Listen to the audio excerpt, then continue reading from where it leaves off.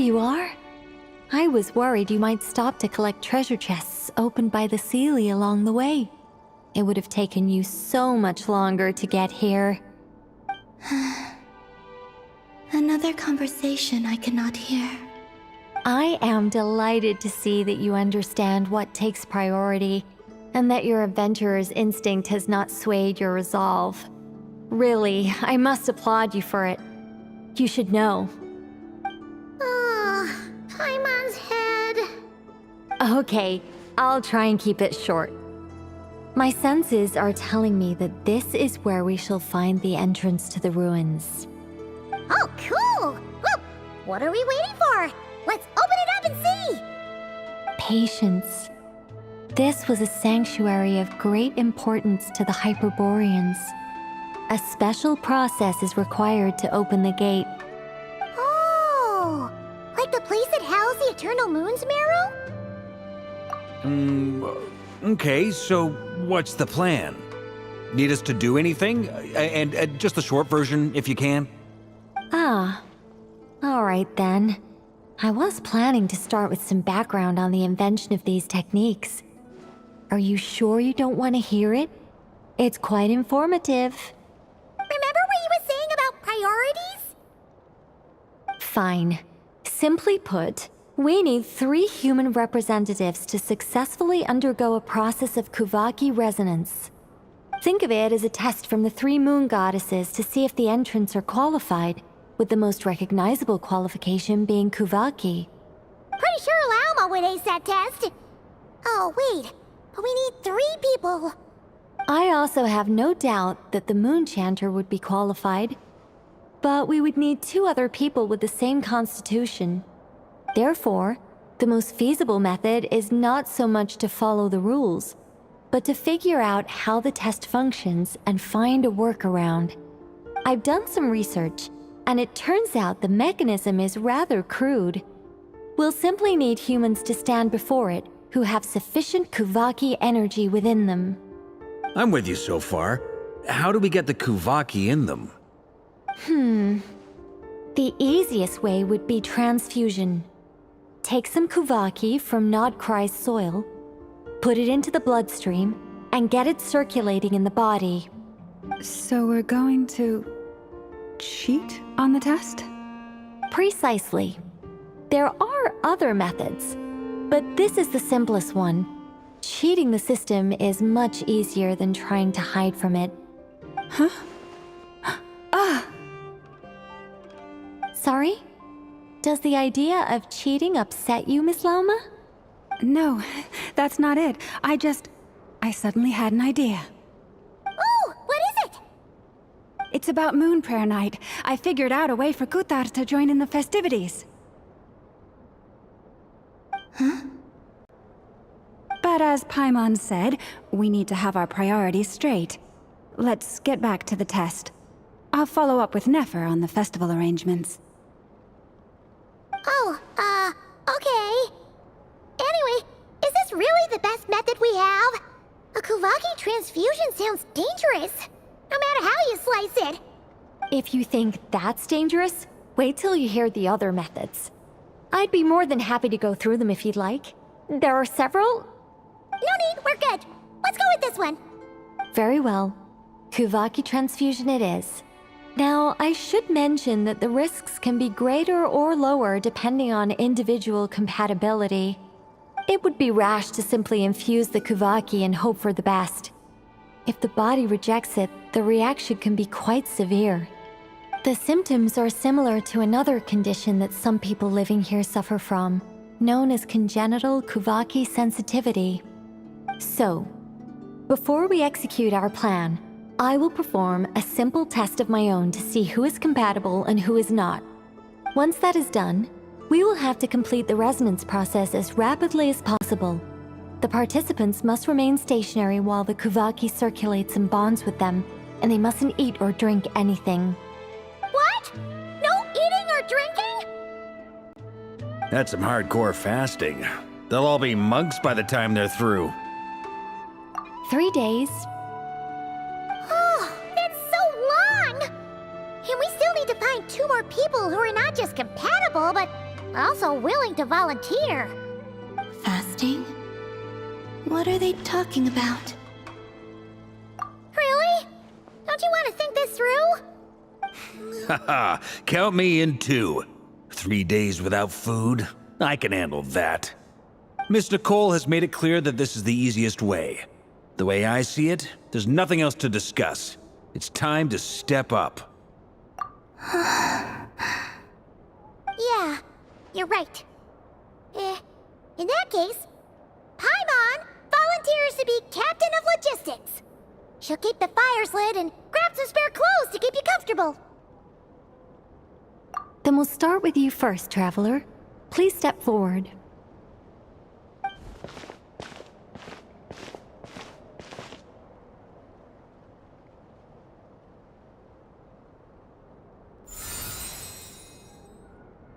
How's it going?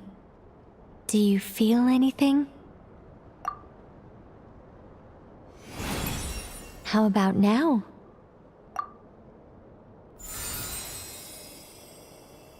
And now?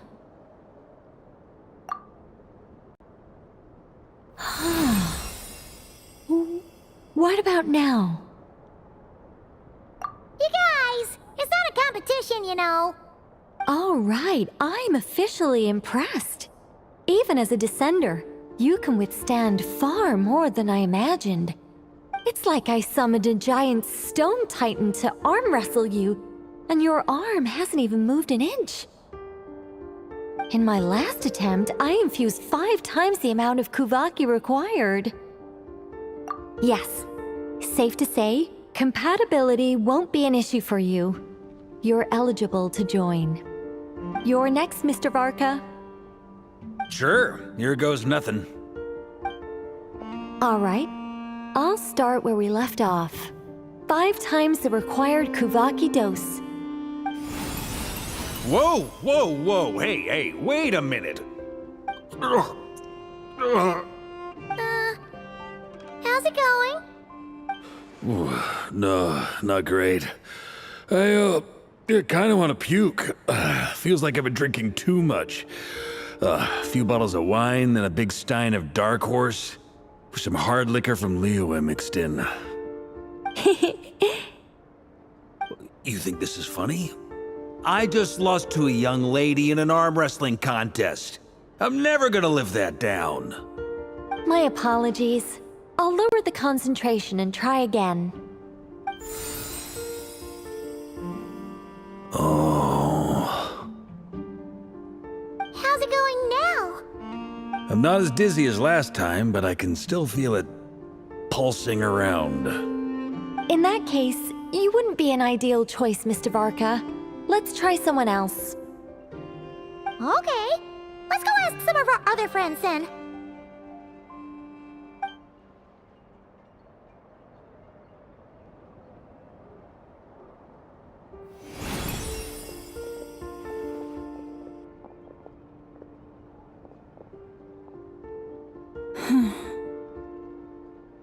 No surprises here, Miss Moonchanter. You're perfectly compatible. You may join.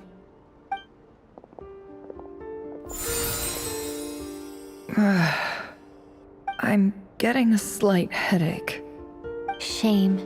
You were so close. Whoa, I'm itching all over. Allergic reaction. We can't have that. Huh? Well, are you gonna start a what? The Hexen Circle is an organization that cares for and protects children. We will not have them do dangerous things. Not even tests.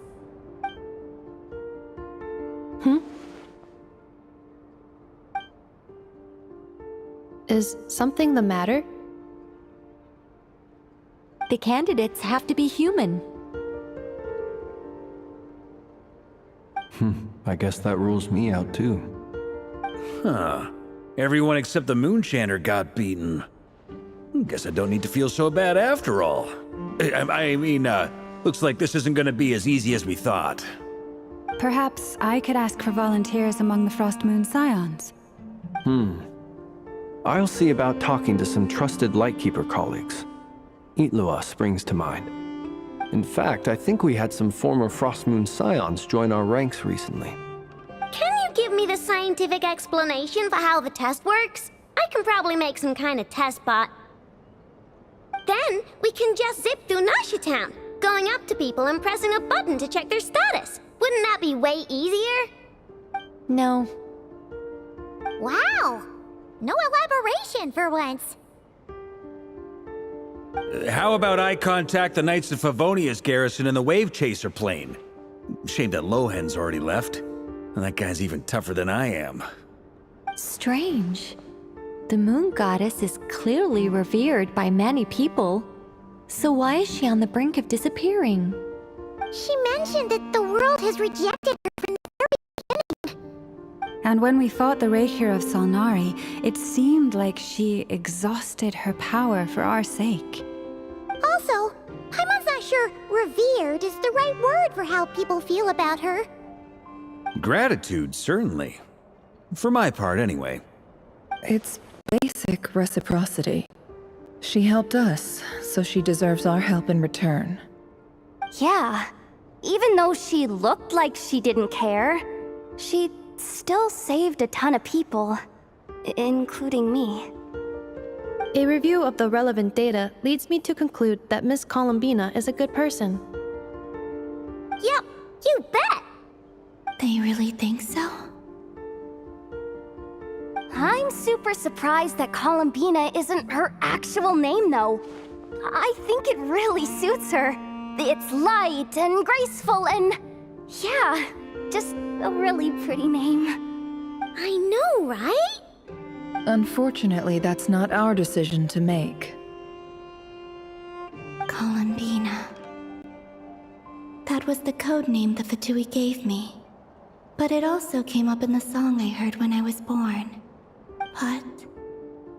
is that really all there is to it? What do I truly think of my own name? Is there anyone left who will still call me by that name?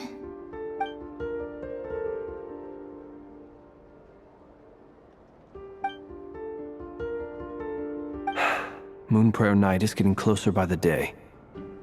We're running out of time. We need to look for other candidates. Then allow me to try.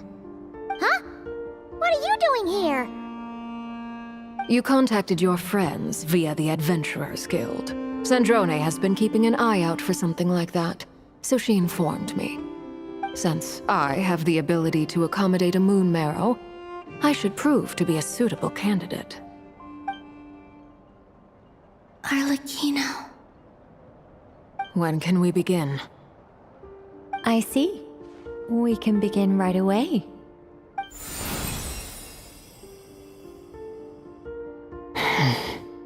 How was it? Did you feel any discomfort? Not at all. Then it seems we shan't need to look for additional candidates after all. Great! Cool. Alright, like Paimon said, the rest of us can take turns making sure the three of them stay warm and comfy. Then, my job is to take care of the caretakers. I will ensure everyone receives food and accommodation. I'm ready as well.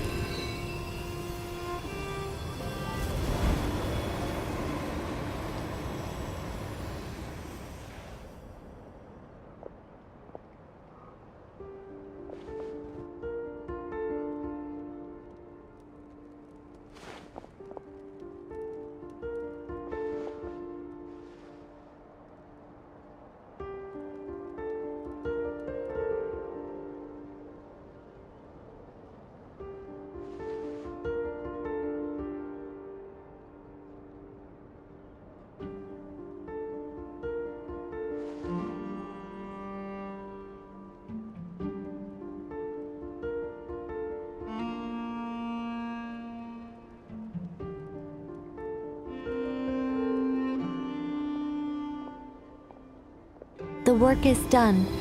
The secret scroll shut. The stars grow dim, the people silent. The white sun sets, the the silver moon rises. O path to the temple, appear now before us.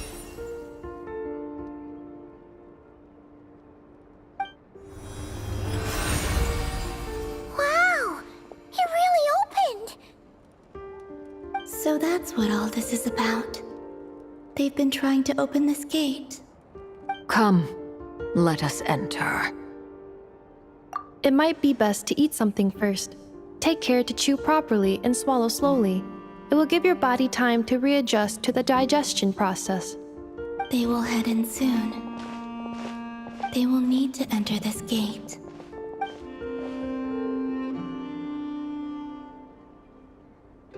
Huh? I cannot pass through. Is it because I have no physical body? It has been 3 days. My strength has all but completely faded. Can I really hold on until Moon Prayer Night?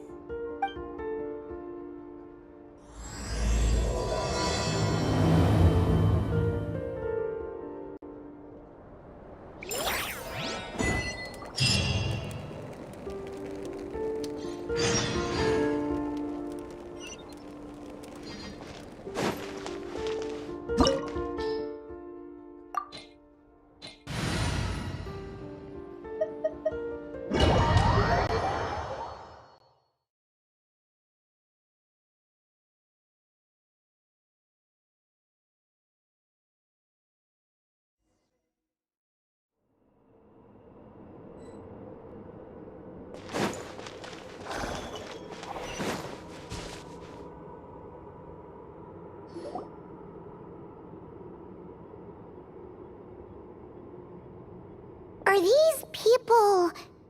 Judging by their clothes, they appear to be phantom Hyperboreans from the distant past.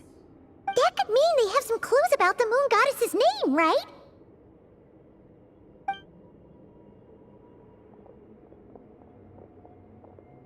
Hey there! Could you tell us what the moon goddess's name is?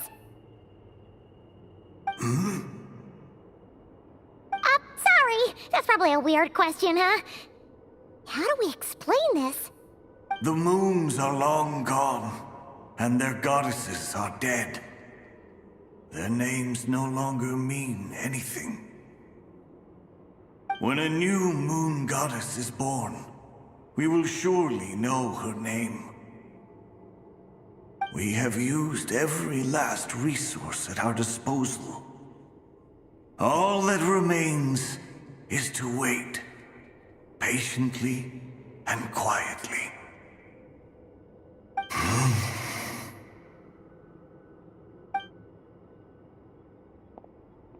Were the people of the past all this devout?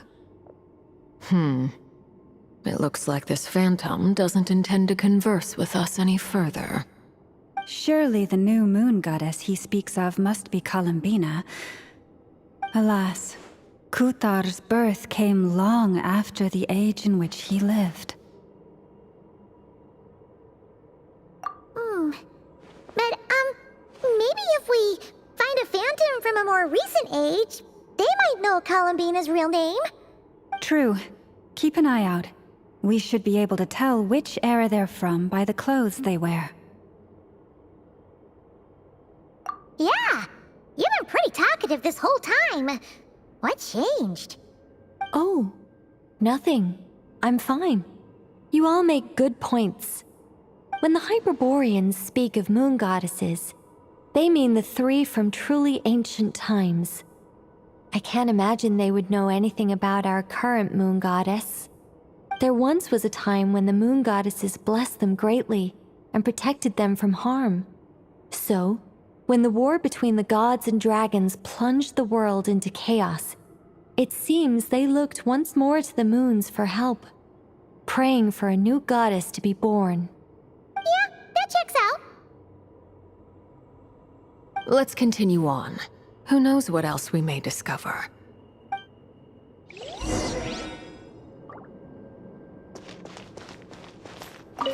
When the moons rise again, we shall receive their protection once more. Even in the darkest hour, there is always a way out.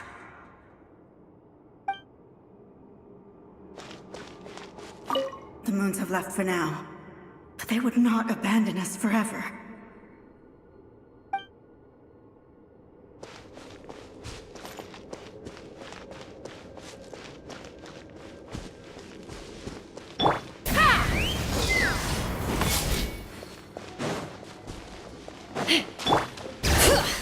There's a door blocking this path! Not a problem. Try this.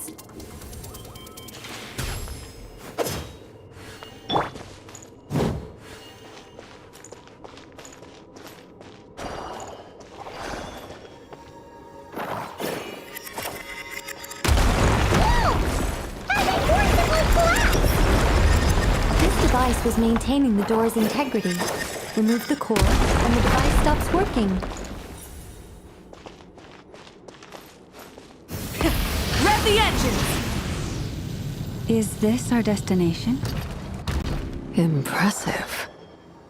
More precisely, this is a device that will help us reach our destination. Let's go. We still have a long distance to cover.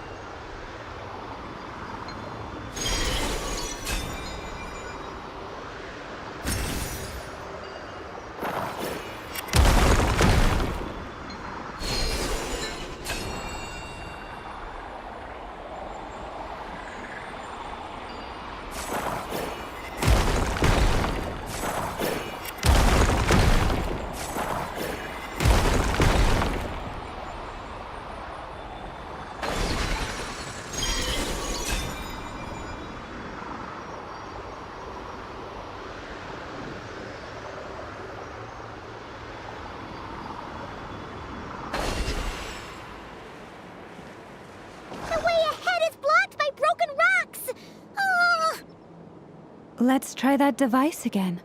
Remember the door from earlier? It works in reverse, too! Take me up! The humans we see are all phantoms, but the monsters are real. What a fascinating place. There'll be plenty of time to admire it later!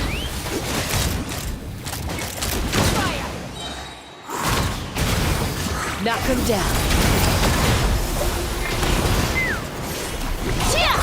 Hear the echoes of the valley!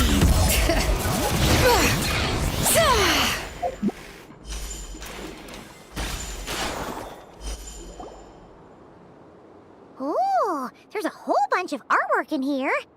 Seems pretty old. Nicole, this is probably your area of expertise. What do all these paintings mean? Let me see.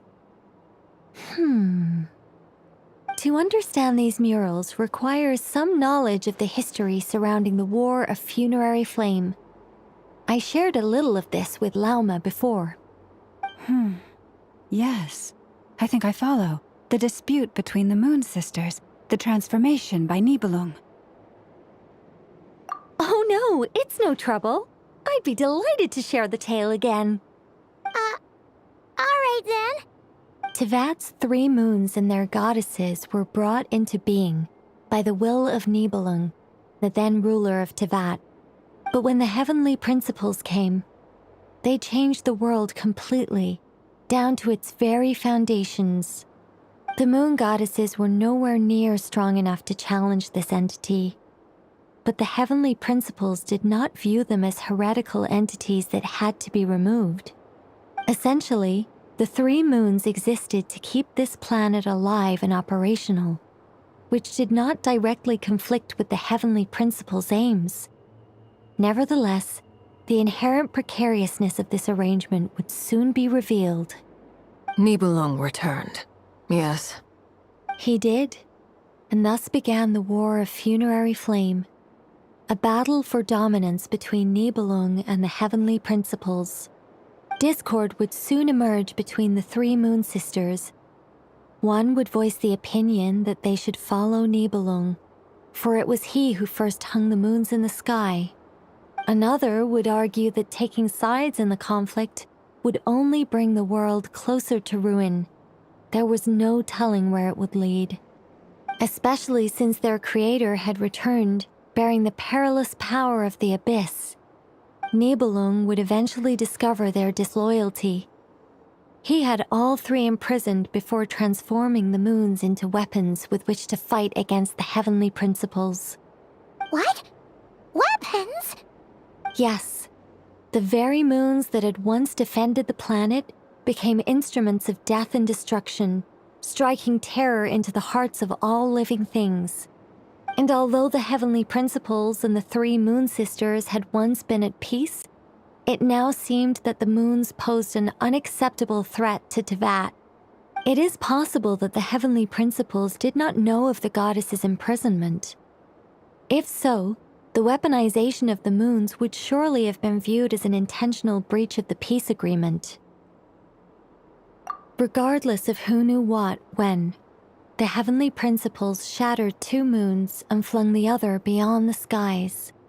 Whether the goddesses managed to escape Nibelung's captivity after his fall, nobody knows. But this much is certain. From that day on, the moons no longer belonged to Teyvat. The rejection slowly drained their power until eventually they passed away. So that's the full story. You say the moons ceased belonging to Teyvat from then on. Why then would Columbina be born here?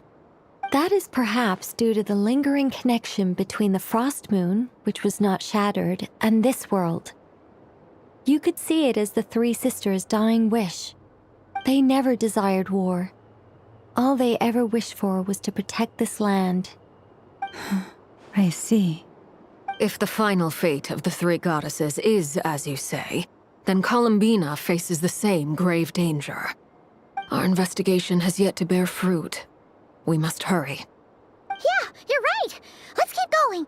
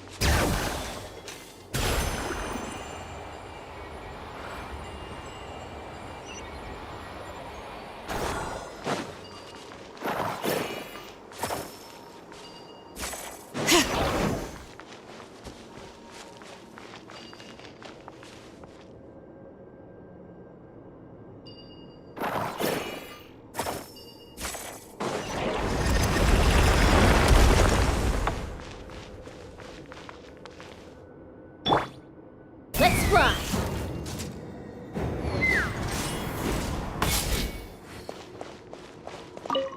Should we trust him to keep his promise?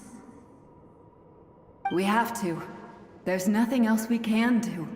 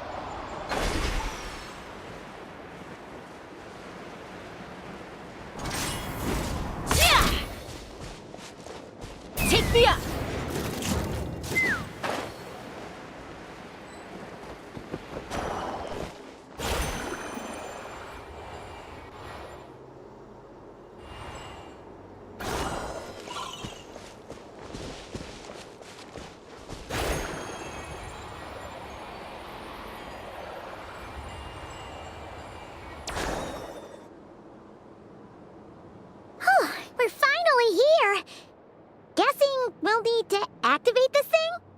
Indeed. I was a little worried about that at first, but as we got closer, I sensed that the Kuvaki within it flows unimpeded. It should be functioning normally. The only issue is how to activate it. It's looking a little worse for wear.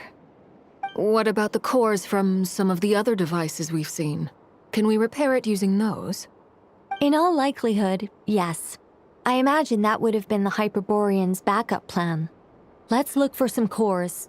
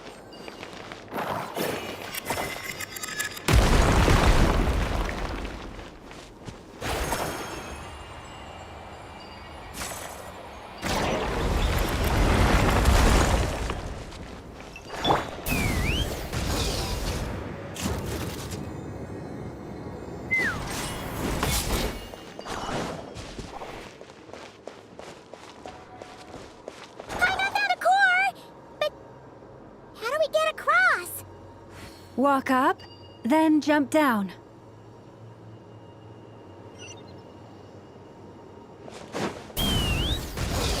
Yeah! Try and stop me!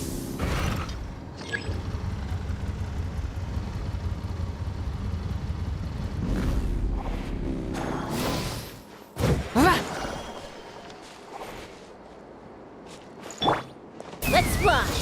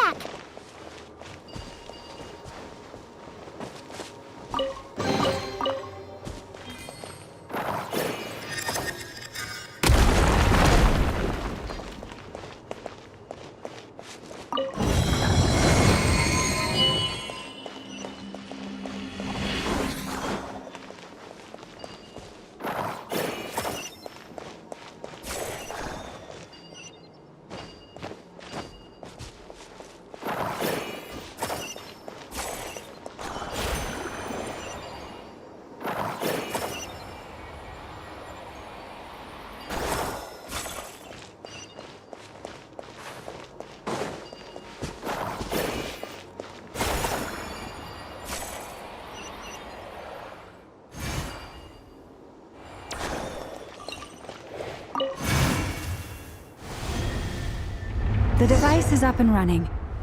It's hard to believe that the ancients were capable of constructing such things. Paimon sees our destination! It's right up ahead! Yes, let's go.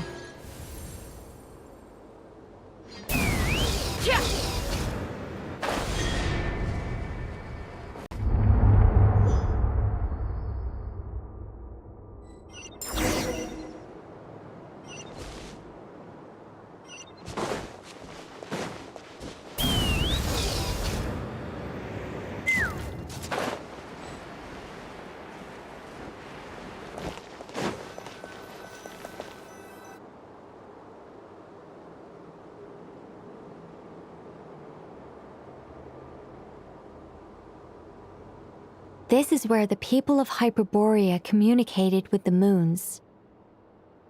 We need only place the moon marrow upon this platform on Moon Prayer Night, and we shall be able to open a portal to the moon and send our moon goddess back home. The assumption being, of course, that we can find her first. That's right. You want to know if it's safe there, don't you? And yet, she has no choice but to return. You know this. Oh, that's not the only issue here. This is the end of the line, right? We've explored everything we can. And despite looking at historical artwork and talking to people from Hyperborean times, we're still no closer to learning Columbina's name. If it's not too much trouble, could you tell me exactly what Alice said to you about finding her name? Oh, sure. What she said was... Then your first job is to find it. As a moon goddess, I'm sure she must have a name she identifies with. Neither Columbina nor Kutar is her true name, and she's never really accepted either of them. Is it not also possible that she has never had a true name? Not at any point in history? That would be a hard pill to swallow. But at this point, we may have to accept that that is the truth. No one knows how she came into being, and she certainly doesn't have parents in any sense that we're aware of. Perhaps she was never granted a name at all. But does that mean there's no way to get Columbina back? She's just gonna disappear and there's nothing we can do about it? Huh? Wait, why all this pessimism? Was it the way I phrased this question? You all seem to be taking this in completely the wrong way. Well, just because she's never had a real name in the past doesn't mean she can't have one now. What? Think about what Alice said again. She never once said that you'd have to find a new name, did she? Are you saying what I think you're saying? Yes. Names are anchors that connect us to the world. If she doesn't have one already, then all we have to do is create one, no? It's like... yes. Traveler, when you first arrived in Teyvat, do you think you would have turned around if someone behind you shouted, "Hey, Tumaini"? But what about now? I understand what you mean. Life is a long journey. Even the friends and family by our side can change over time. When people call you by different names, what matters isn't so much the words themselves, but what they symbolize.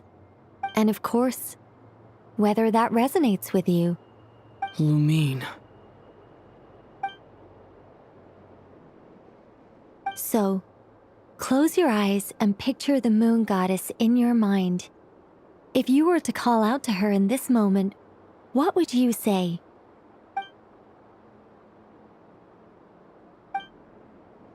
Columbina. Columbina. Paimon would call her Columbina too. Well, she has long forsaken everything that Kutar represents. I think from now on I should call her Columbina too. Well, it sounds to me like you found your answer. Are you sure? Is it really that simple? We haven't found her this whole time, and not for lack of trying. For a journey like this, the process is every bit as important as the outcome. Had you not searched far and wide, rejecting every other answer you were offered? How could you have come to an answer you felt was finally correct? Oh, it all makes sense now. This has Alice's fingerprints all over it. Are you suggesting that Mage knew from the start that Columbina never had a real name to begin with? I can't say for sure. But I can definitely imagine her chuckling in satisfaction somewhere right now, saying, "Ah, what fun."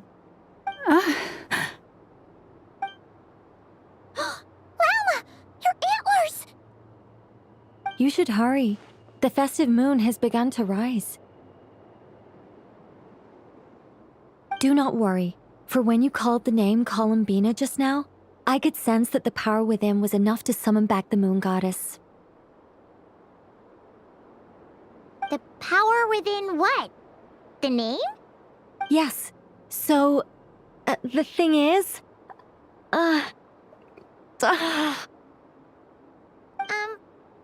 What's wrong now? This is so annoying. I really want to explain how that whole thing works. Starting from the founding principles of Tevat and... Oh, I could talk about this for hours. But... Deep breaths, Nicole. Deep breaths. You're an angel. A sober, sensible, solemn angel who has her priorities straight. Okay then. Sorry for asking. Clearly a bad call on Paimon's part. Anyway, you all need to hurry. Last thing, remember how it felt when you called out that name. Then it is agreed. By the name Columbina, we shall find her.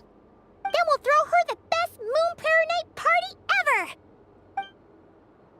And at last, we will send her home.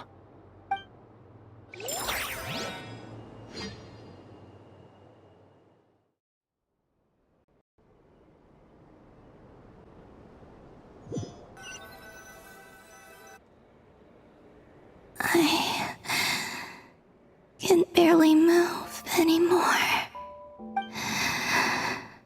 My consciousness is fading away. Have they come back out?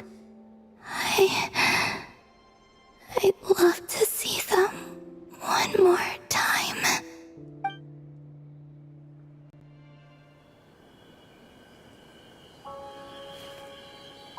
They didn't make it.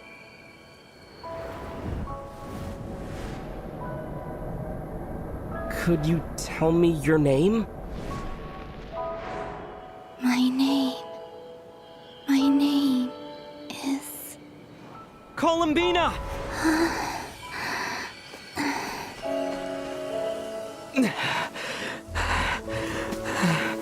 Columbina! Are you here? Columbina! That's the name you gave when we first met. And it's what I've called you ever since. Columbina. It's a fine name. I have many fond memories of Columbina, and so do all of your friends.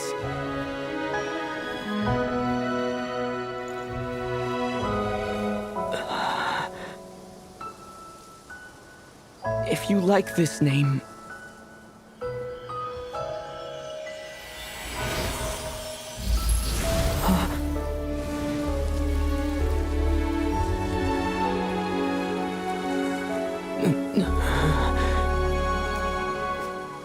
Looking for me? I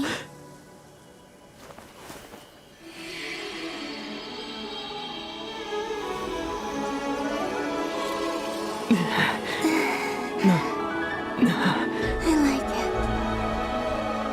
You can carry on using it.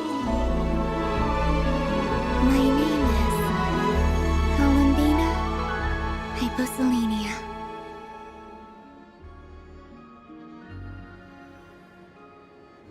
Columbina Hyposelenia. That's a wonderful name. I never thought that Columbina would become my real name. But after I met you and my other friends, the things that this name stood for slowly began to change. It went from being a Fatui code name to something my friends call me.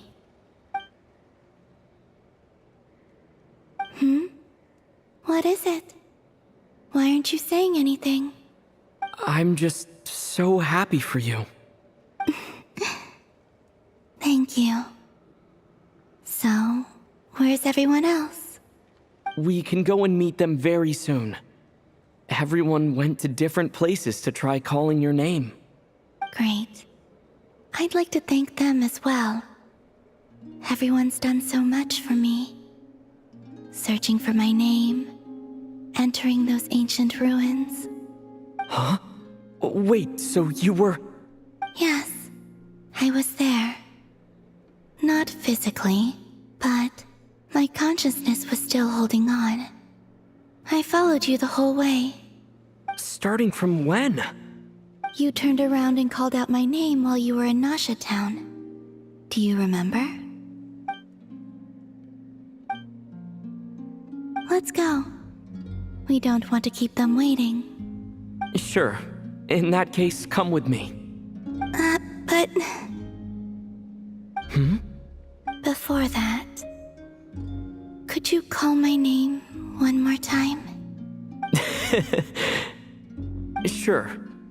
Come with me, Columbina Hyposelenia.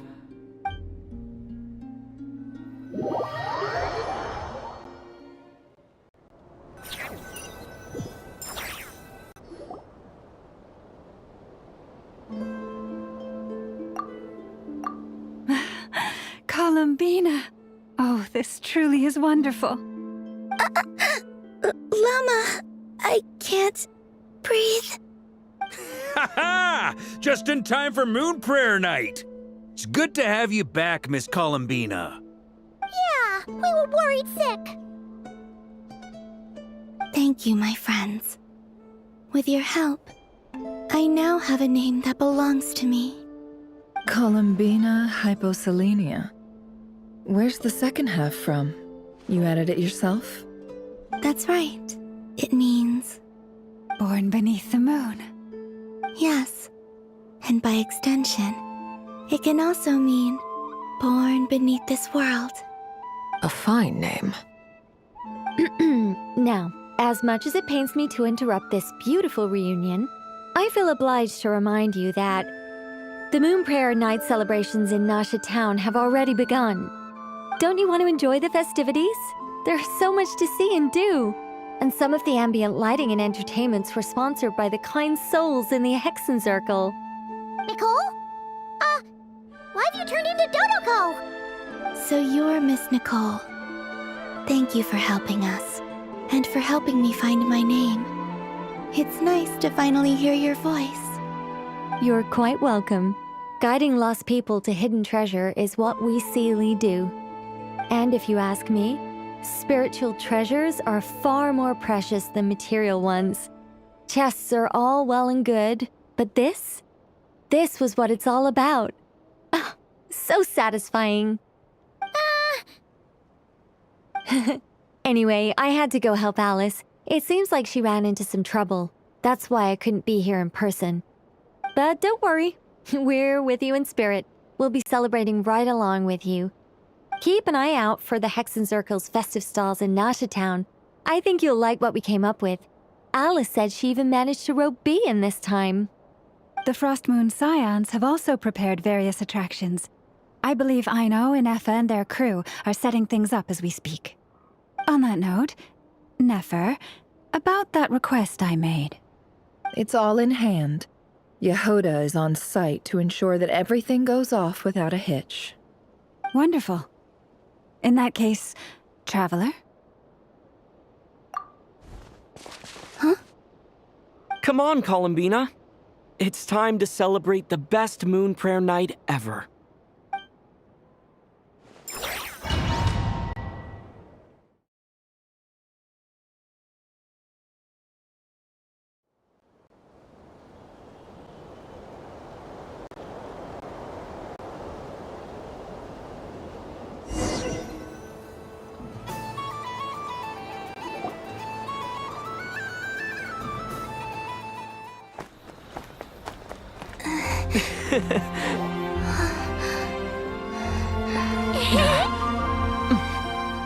Hey, young lady. Would you like some Moon Prayer Night candy? Happy Moon Prayer Night. Oh, yeah. I almost forgot to say. Welcome home, Moon Goddess.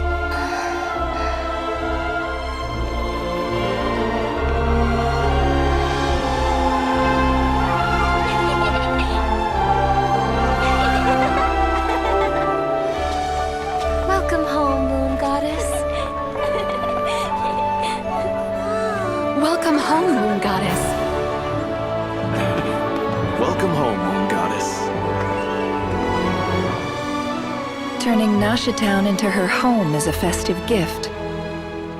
A rather brilliant idea. Perhaps this is what Nodcry, Columbina's home, should have been like all along.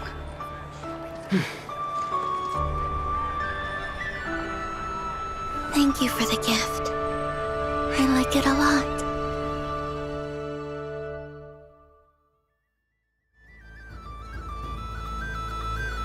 This feels like the surprise of my life.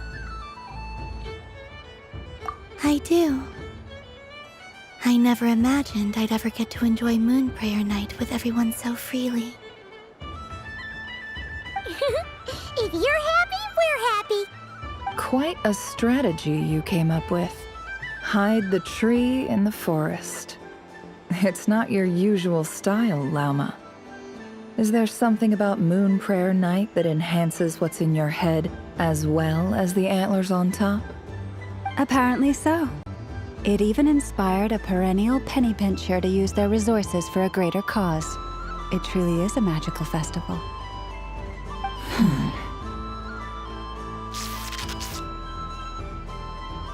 I see it now.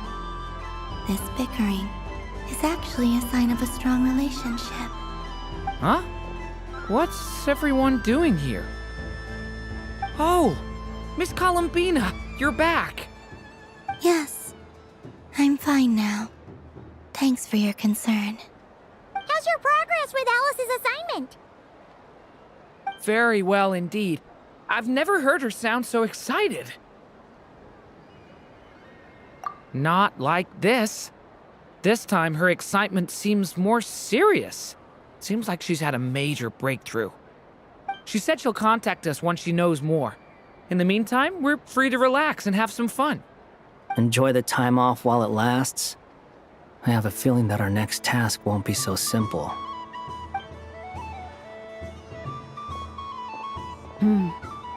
I should go. I still have a few things to attend to at the Frost Moon Scion stall. And I think I'll take a look around. With any luck, this once-in-a-year festival will come with once-in-a-year opportunities. Hold up a second. Where's Varka? I believe he made a beeline for the flagship the moment he entered Nashitown. Ah, that's Mondstadters for you. They know what they want when festivals roll around. Goodbye for now, Columbina. I hope you have a wonderful night. I will.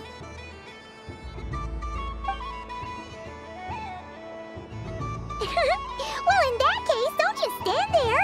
Get out there and have some fun. You'll definitely get a warm welcome at every stall. Oh, also, take this map with you. It's a guide to the festival.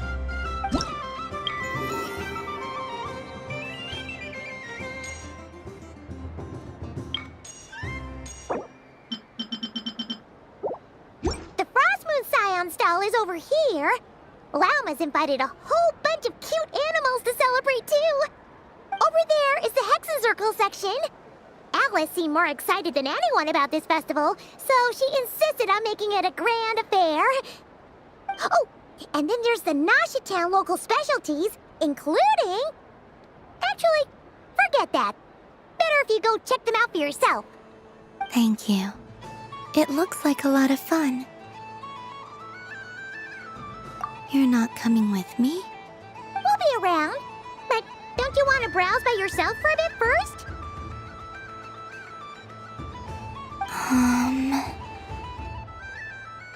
Yep. If you find something you like and want to try it out together, just give us a shout. We'll be right with you. Otherwise, just relax and enjoy yourself. There's so much on offer, so try to experience as much as you can. And don't forget to stuff yourself with all the delicious festival food.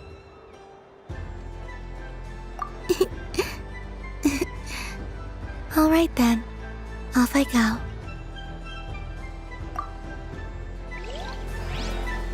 Where should I go first?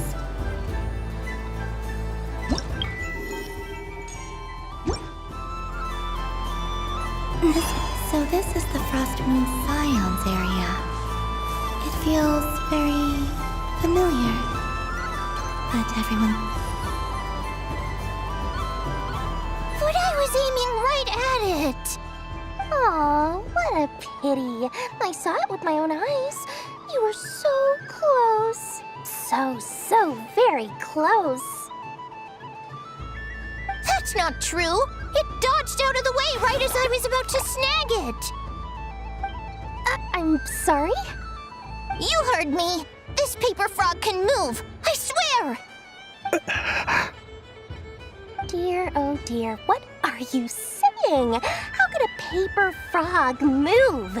Unless you believe there really is magic in this world. But even if I, the mere humble merchant that I am, knew such magic, surely I would not use it on a paper frog. I'd sooner give Mora legs, so it could walk right into my purse. My dear, dear customer, why not have one more try? This time I'll give you 12% off, a very generous discount for one of my most regular customers. Just think about how much experience you have under your belt now. You're sure to win the next one. Darn, I used up all my coins. I'll be right back. Just gonna fetch some more from my house. Take your time, but don't take too long. This event is Moon Prayer Night only. Miss it, and you'll have to wait a whole year before I'm back. Next customer, please. Welcome. Hello. Whoa! What's this bigwig doing over here? How do I tell my employees not to go running around this time? Shooting them a glance won't work. I haven't known them long enough. Dory? Why, hello there, Miss Columbina. Would you like to play my ring toss game? The rules are very simple, and it's easy to get the hang of. How much for a round? Oh, first time's free. Not a single Mora. After that, well, we can cross that bridge if and when we come to it. But with your sharp skills, I'm sure you'll win all the prizes in one fell swoop.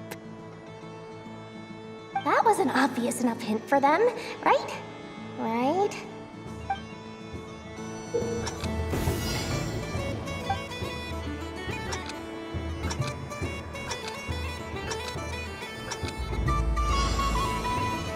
Here comes the ring!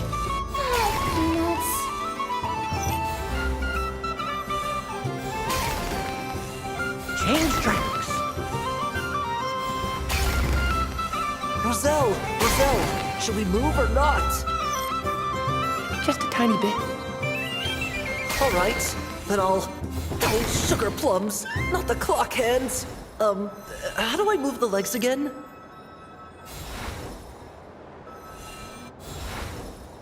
Stop it! Stop! Let's see now. Let's see. Wow, very good. That's the highest score we've had all night. And here's your prize. Now, how about another round? As for the cost... Happy Moon Prayer Night, Miss Columbina. Happy Moon Prayer Night, Durin and Hat Guy. Are you here to play the game? Yes.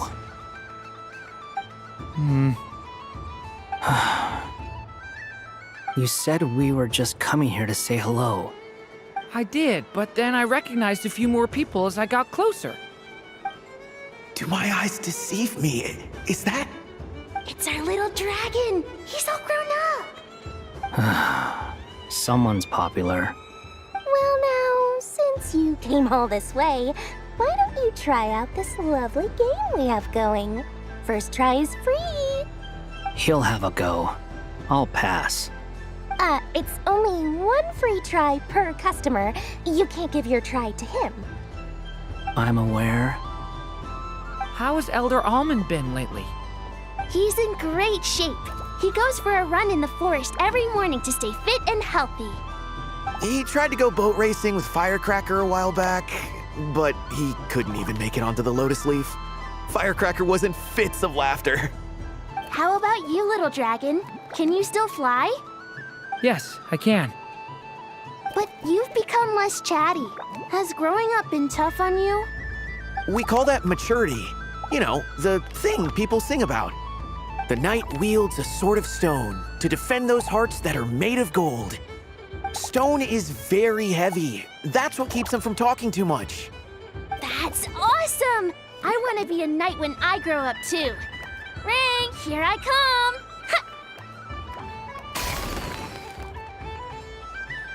Oh, the hat-wearing man. I never thought I'd see you again. You seem more determined than when I saw you last on the train. If you say so. Oh, I do say so. The people you once helped see it clearly. It's because you are once again on the right track.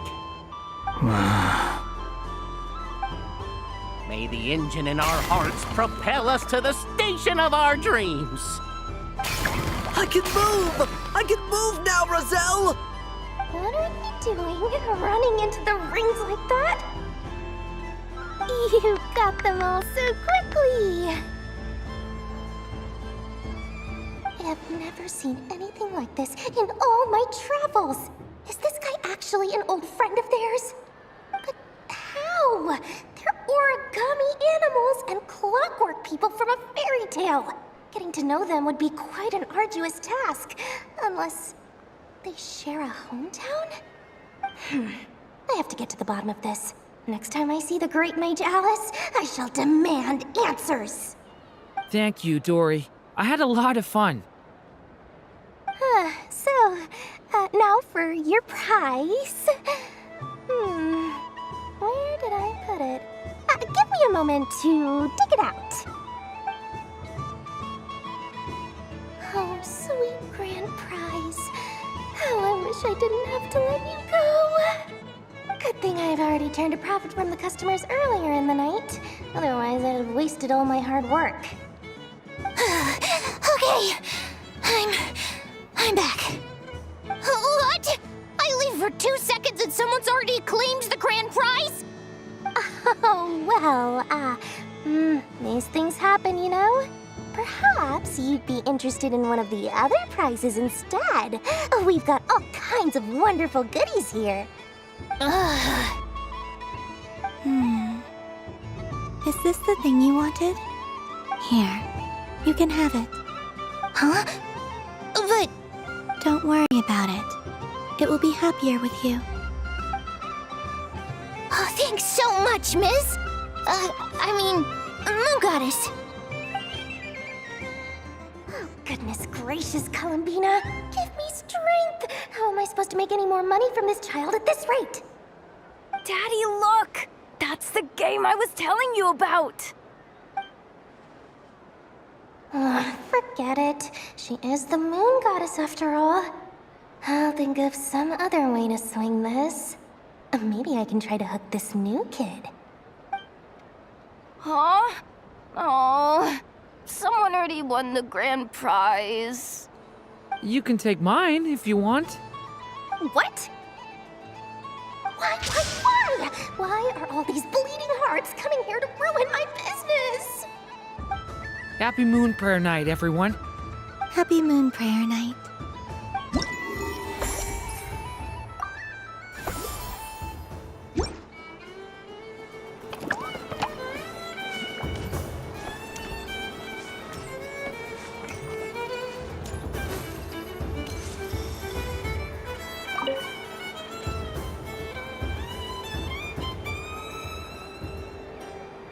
I wouldn't say it's unfair, exactly.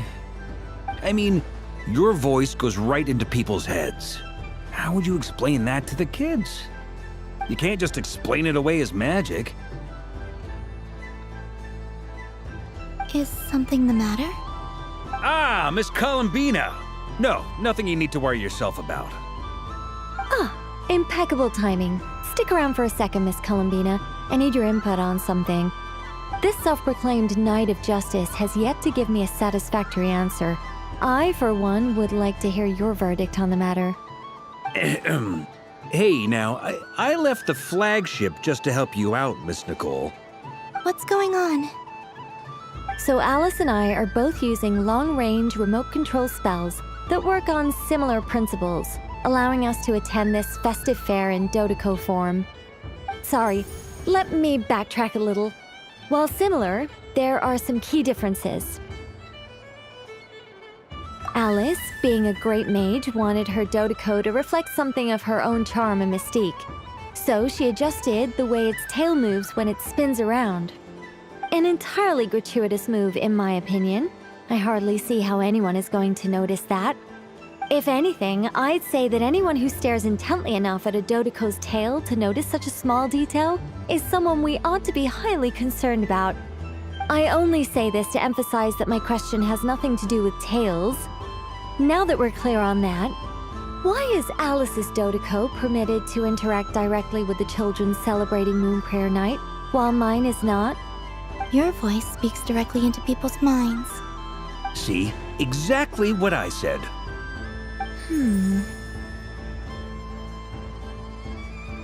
Miss Nicole? Ugh, I can't stand it. I know that probably makes me sound like a whiny child acting out in front of their parents. And it's a little embarrassing now that I think about it. But hey, I've said it now, I can't take it back. That would be even more embarrassing. Also, don't go reading too much into that analogy. It was off the top of my head. I'm actually an awful lot older than either of you. Miss Nicole, are you saying that you'd like someone to play the game you've prepared? I'm not so invested in that. It's just something cobbled together using items I borrowed from Alice. She probably didn't even make them herself. The point is, I want to know everyone's thoughts after they receive their prizes. But as you've said, I can't just ask. I've been biting my lip for so long, and I've had no one to vent my frustrations on. I thought this was going to be a nice, straightforward festival where I'd get the chance to guide people to treasure. Well, can I play? I can't guarantee that I'll win a prize, but... You will? I'd like to try. Then what are we waiting for? Let the game begin! It's like they forgot I was ever here. Ha ha ha ha.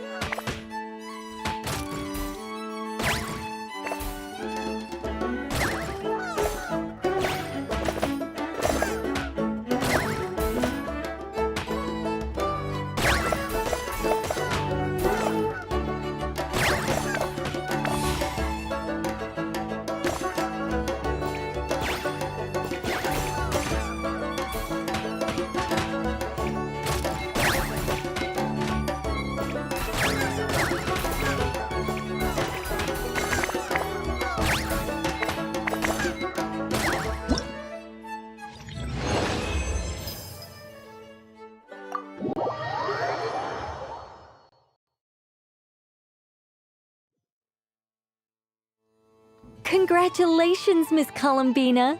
With your great wisdom, you have overcome every obstacle in your path and conquered the great challenge posed to you by fate. Fate? Well, something to that effect. If you'd prefer something more poetic, it could be the icy winds, or the dawn, Anything you like, really. You could even go with the challenge posed to you by Dodeko, if that's what you're into. Anyway, you can take or leave my suggestions. Moving on. All my hopes are now resting on this. Can I open it now? Stop teasing me. Please, I'm begging you. No more talk. Just open it. Wow. What a lovely sculpture. Classic and cute at the same time. Thank you, Miss Nicole. I'll always treasure it. Ah, there we go. Music to my ears. You have my sincerest gratitude, Miss Columbina. Thank you for sharing your precious time with me and fulfilling my wish. Don't mention it. You've all done much to help me. And still, I'm the one receiving all these gifts.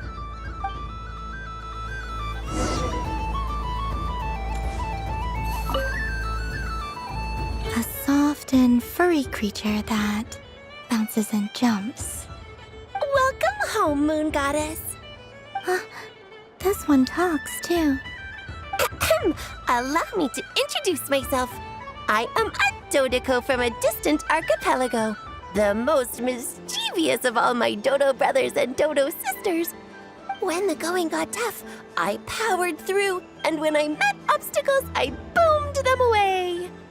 That sounds like a lot of fun. Doesn't it just? Oh, but then the trouble started. Recently, I found a lovely beach, the same beautiful jelly color as my hometown, and so I dove in to have a look, only to find it overgrown with seagrass and nasty little spiky fish everywhere, looking to turn me into a Dodeko kebab. I made it back to shore by the skin of my teeth, but my tail was sorely hurt. Couldn't you just boom them away? Oh, I wanted to, believe me. But I've heard that you, Moon Goddess, can understand animal speech. The last thing I wanted was to cause a gigantic fuss and get taken to court by a school of spiky fish. I'd be driven out of these waters for good, and my winter holiday would be ruined. And so, dear Moon Goddess, I was wondering if you might lend me your allegiance.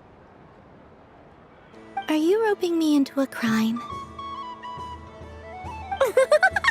Oh, let's call it a once-in-a-lifetime carefree adventure. Does that sound better? All the festival goers tonight are dressed up as the Moon Goddess, but there's nothing to say that the Moon Goddess can't disguise herself as a Dodeko, is there? Besides, this is your home. You should be free to be whoever you wish. I'm afraid I'm not well acquainted with Dodekos, Madam Mage. Oh, that's quite all right.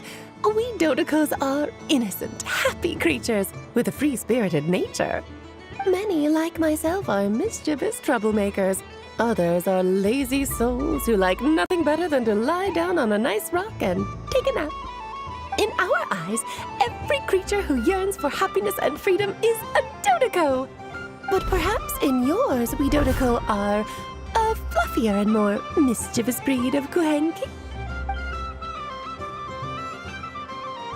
Yes, that is a much easier image to follow. Oh, wonderful! Then let's play! Grab onto my tail and follow me into the sea. Time to settle some scores with the bad guys.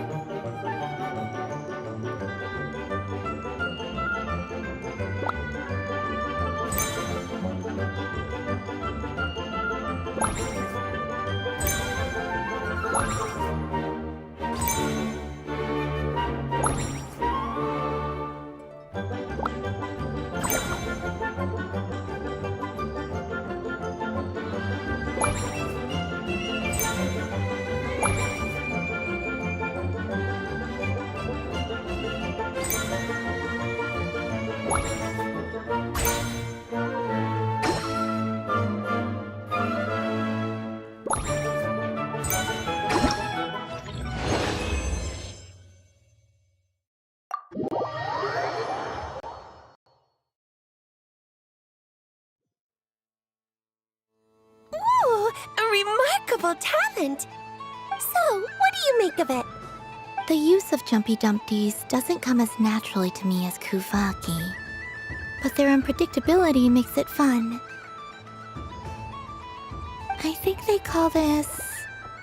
novelty? Indeed!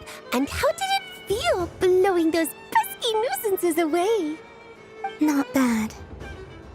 Any guilt?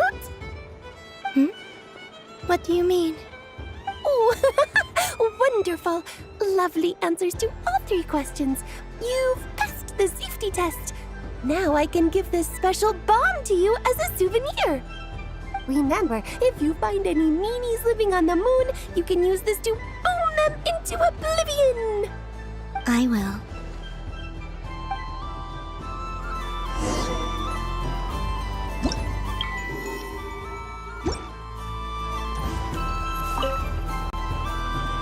Welcome home, Moon Goddess. Oh, you're the genuine article. Alice was right. This moon prayer night was worth watching after all. Another one that talks.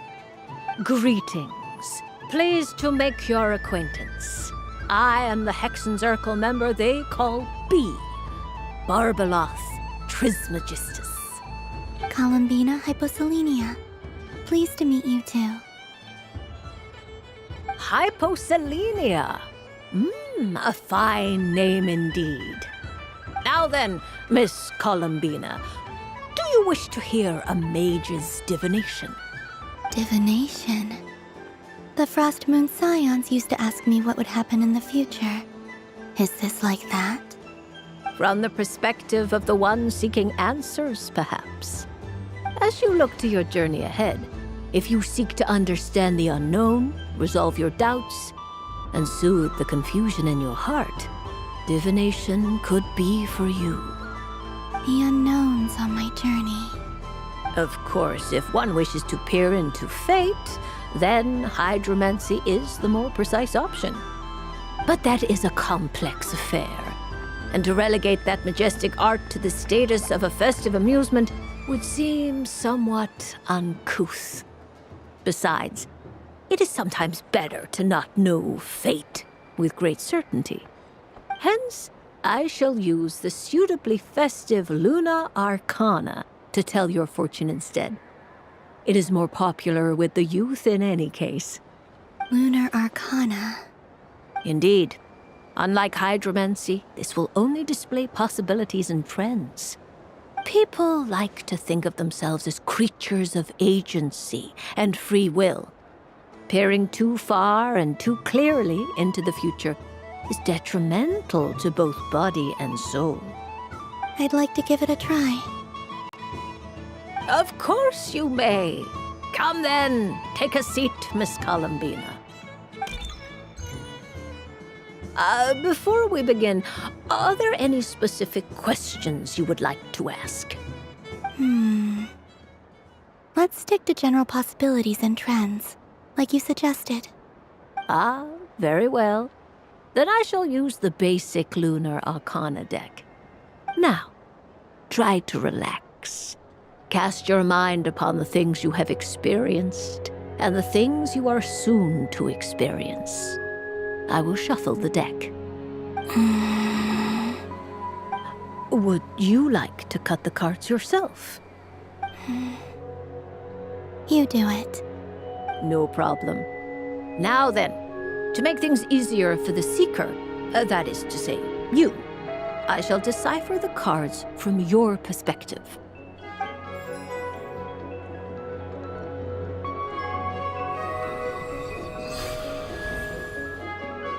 Please, draw the first Lunar Arcana. This represents destiny and is the foundation for the divination as a whole. Now, draw your second card. This will stand for the past, the sum of all your experiences that have come before. And now the third Arcana. This is the present, your interpretation of the current moment. Finally, the last card. This shall speak of the future, which... Oh. Kuvaki Pulse? Fascinating. I've never encountered this before in my role as a diviner. Something has exerted an influence upon this card, causing it to leave its designated position. What do you make of this, Miss Columbina? Perhaps this is the guiding hand of fate in action.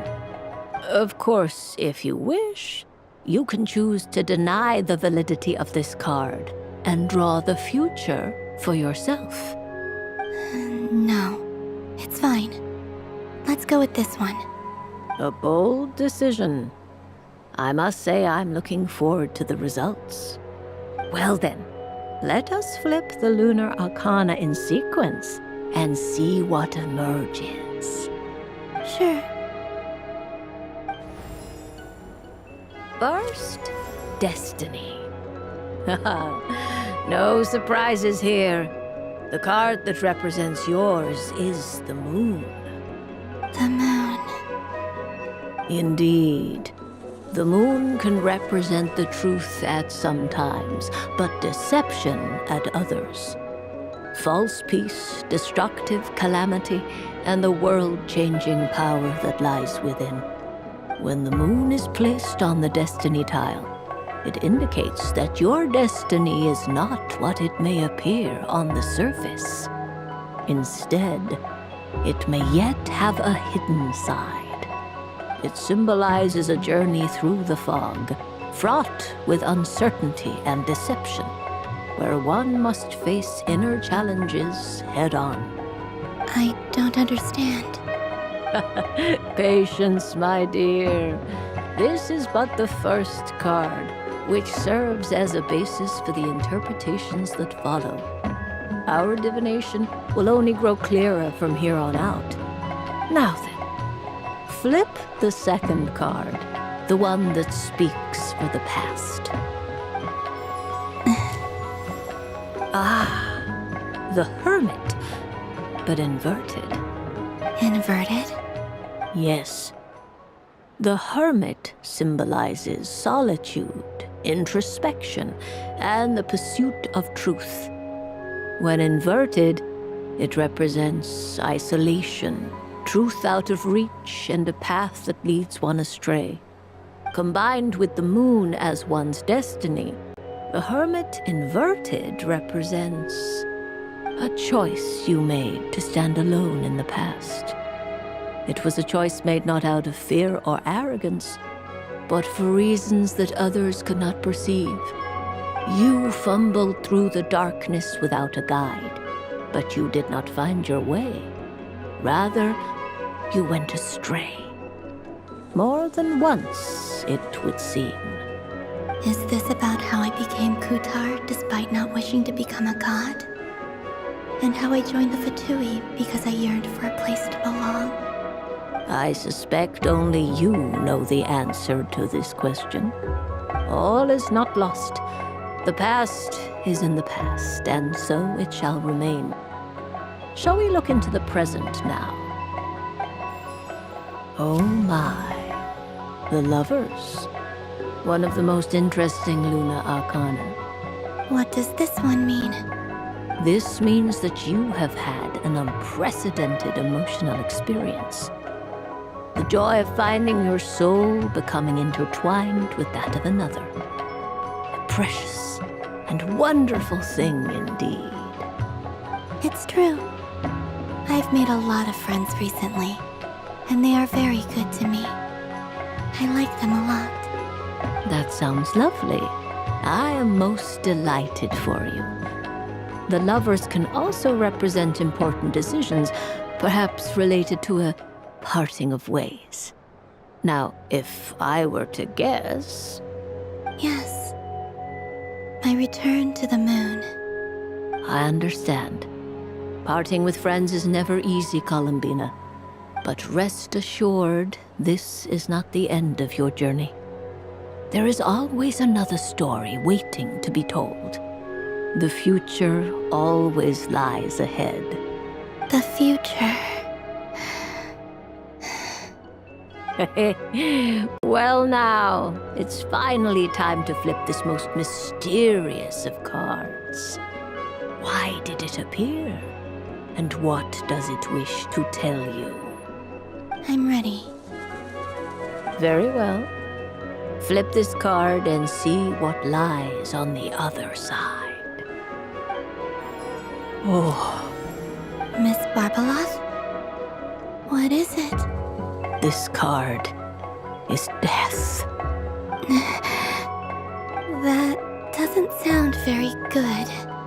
It depends on how we interpret it. It is true that it can represent an agonizing death, a complete and utter end, but at the same time, it can also represent rebirth. Do not forget that your destiny card is the moon. That lends your future many different potential meanings. If death spells the end, is it unavoidable? As I have said, divination can only display general trends. It is a rough guide, but it does not show predetermined outcomes. Allow me to summarize it for you. In the past, you may have lost your way, but now you have gained new connections and new strength. You now face an important decision, one that may bring about a great change in what is yet to be. This change might, in turn, be the end of all things, or their beginning.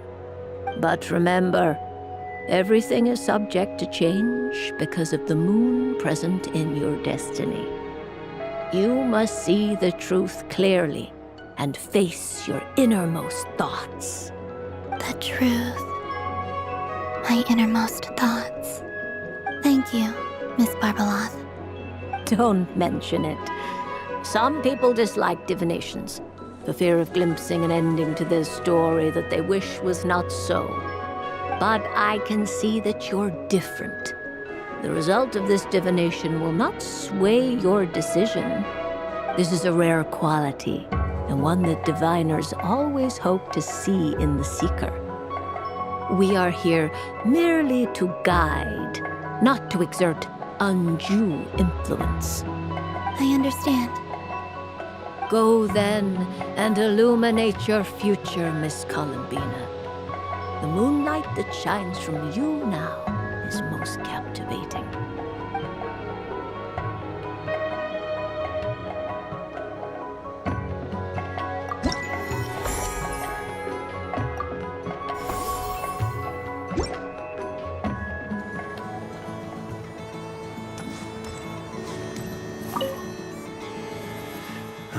It'd be rude to just leave without saying anything. But at the same time, I don't want to barge into their lively conversation just to announce that I'm leaving. I guess I'll just wait a little longer. Huh? Albedo? This sketch is for you, Grandmaster. Oh, a gift for me. Thanks. Let's see what you've done for me. The North Wind left in a lurch.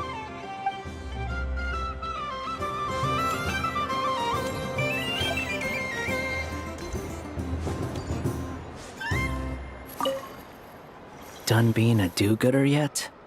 Thanks for coming here with me, Hat Guy. Are there any games you'd like to play? It's your turn to pick. I'll come with you. Why does that hamster think you've grown up? You haven't changed at all. I know you don't mean that. You're just taking the opportunity to make fun of me, aren't you? Even if you won't admit that taking some time to compose yourself is important, I can see that you're doing it in practice. Otherwise, you'd have taken off your hat and flown away by now. Looks like Albedo's socialization program has been far more useful to you than all those Vahumana textbooks.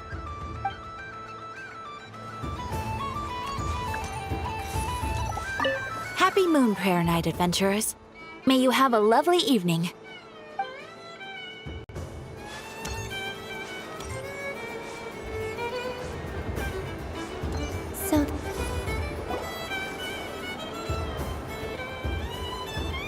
Dodoco's Whirligig! Come check out Dodoco's Whirligig! Ah, welcome home, Moon Goddess. Might I ask what this is? Ah, it's a very special amusement sponsored by the great mage herself. Ride on a soft and furry Dodoco and embark on an unforgettable adventure. I say that, but I'm just following a script here. Who is this mage, anyway? And what the heck is a Dodoco? I'd like to ride. No problem. But, are you by yourself? Is that not okay? Oh, no, it's fine. It's just that each Dodoco can accommodate 2 passengers. Would you like to bring a friend along? My friends... That should do it. Now, we just need to get everyone else to draw something on it too. But we gotta keep it a secret from Columbina. Traveler.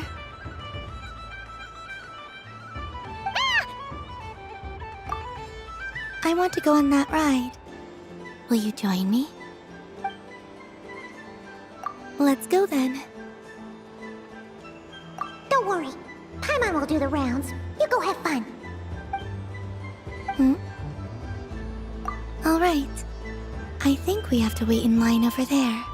Please take your seats. For safety reasons, you mustn't try to leave the ride before it comes to a complete stop. All right, you're all set. I wish you both a wonderful journey.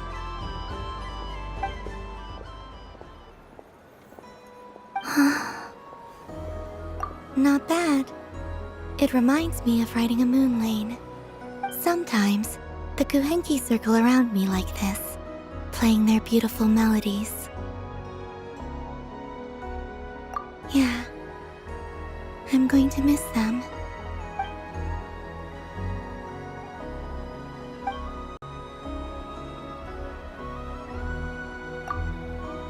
It does. I've felt scared in the past, too. But this is a little different. You know something? I got to see a lot of fascinating things during my disappearance.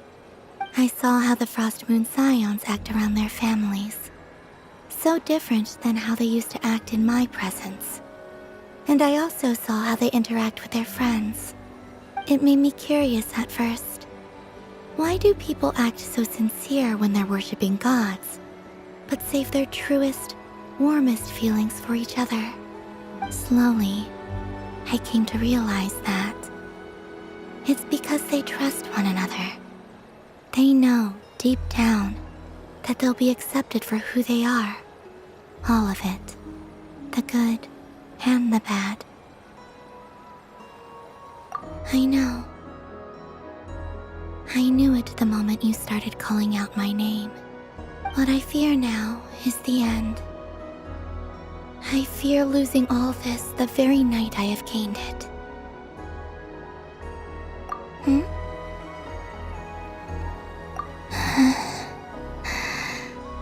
Thank you for this conversation. Thank you for listening to me. Don't worry. This fear I have, and the unknown that awaits me, they cannot hurt me. Not when I possess a treasure far greater.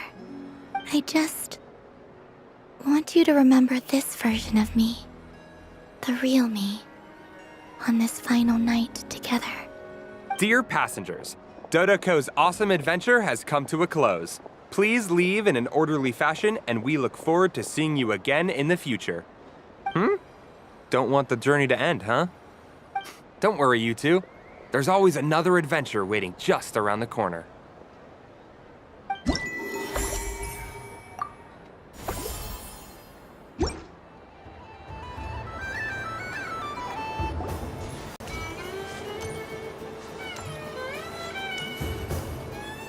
Sunny days!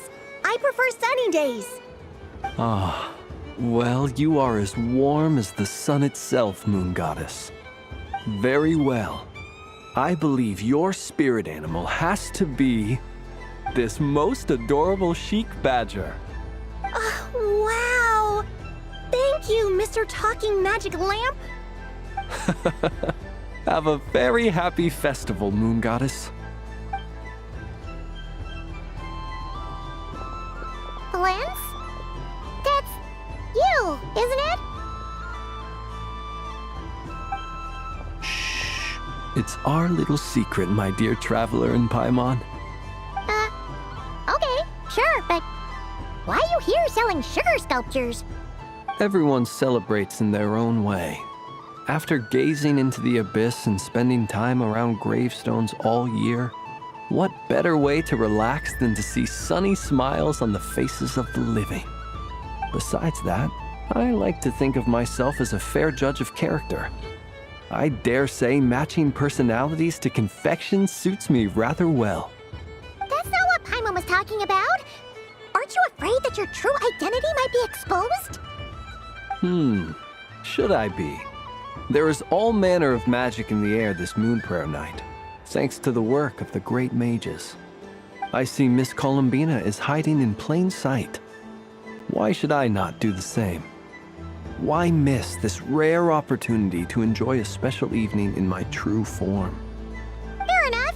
You got a point there. People who don't know you will probably think you're just a talking lantern. Well, now that we see eye to eye, what brings you here? Not a search for your spirit animal, I presume? Well, actually... Here, see for yourself. Oh, this is... How wonderful. A beautiful idea. Yeah! We just met Barca, and he said that having everyone draw their own section was kind of boring. So, he did your bit for you. Varka. Ever the maverick. I see his artistic skills are truly one of a kind. In that case, I shall paint something on Mr. Albedo's behalf in a short while. What? Why not now? Ahem. Welcome home, Moon Goddess. Phew, that was close. Hello, Flint. She recognized you right away! What keen eyes you have, Miss Columbina. Especially considering they are shut. I did not see you. Rather, I sensed you.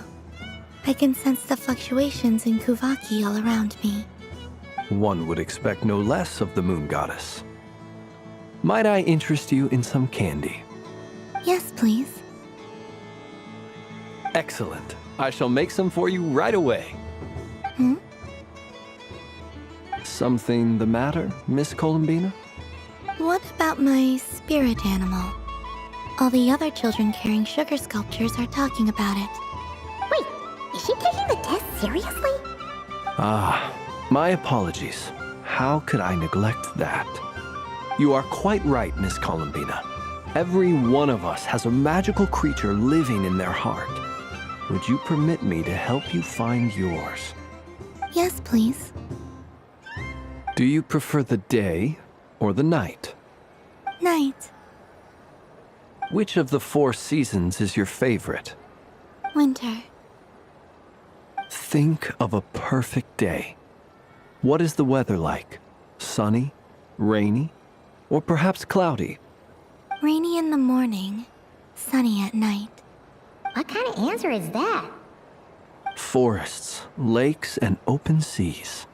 Which do you prefer of these? I like them all. Imagine you opened your very own shop. What would you sell there? Moonlight, I think. Wow! Paimon would totally shop there. It wouldn't cost anything. You'd just need to visit. Aha! I believe I know what your spirit animal is. Here, for you. Oh, it's a Kohenki! Indeed. A free-spirited being with a deep love for all things here in Nodcry, who selflessly lends her aid to as many people as she can reach. It is the perfect fit for you, Miss Columbina. Thank you.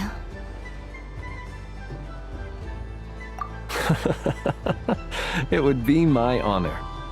But you shall have to forgive me. We have known each other for quite some time. I doubt there is any answer I could give that would come as a surprise to you. So instead, would you accept this sugar sculpture as a token of our friendship? It's a lantern. Hey, why don't you two go enjoy your candy over there? Paimon wants to try out this spirit animal thing too. Right, Blitz? Come on, play ball. I get this drawing done. But I want to hear Paimon's answers. But it'll probably take ages. Paimon's a complex soul. And we don't want your candy to melt while you wait, huh? Oh. Okay then.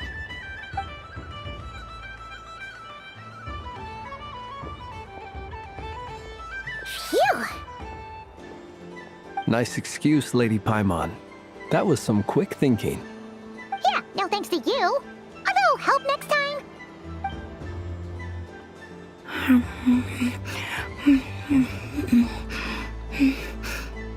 It's sweet. Is that Lockaberry? I wonder what flavor the traveler got. This way, this way! It's the candy-selling lantern! I'm coming! Of course. Traveler, maybe we can share? Yes. I found out recently that people share their food sometimes, so I'd like to try it. Or is that a no? Thank you.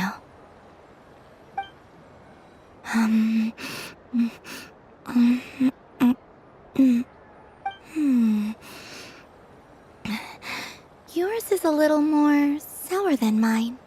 Here. Are you sure? Amazing.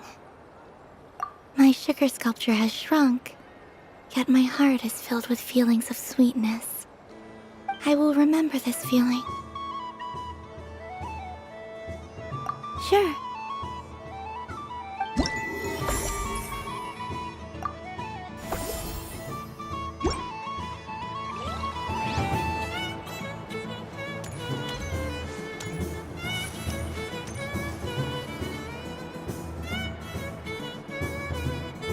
I wish for a never-ending supply of laka berries. What a humble wish. Probably written by a child.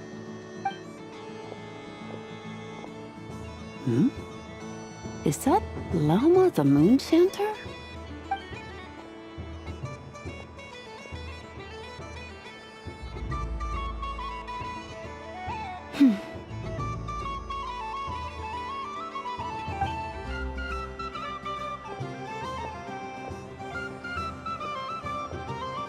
I wish that the long plume ibises would stop biting me.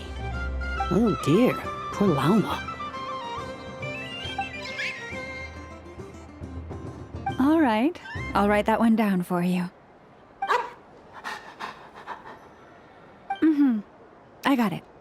While everyone else is celebrating Moon Prayer Night, you're as busy as ever. I don't mind. It's rewarding work. A good kind of busy.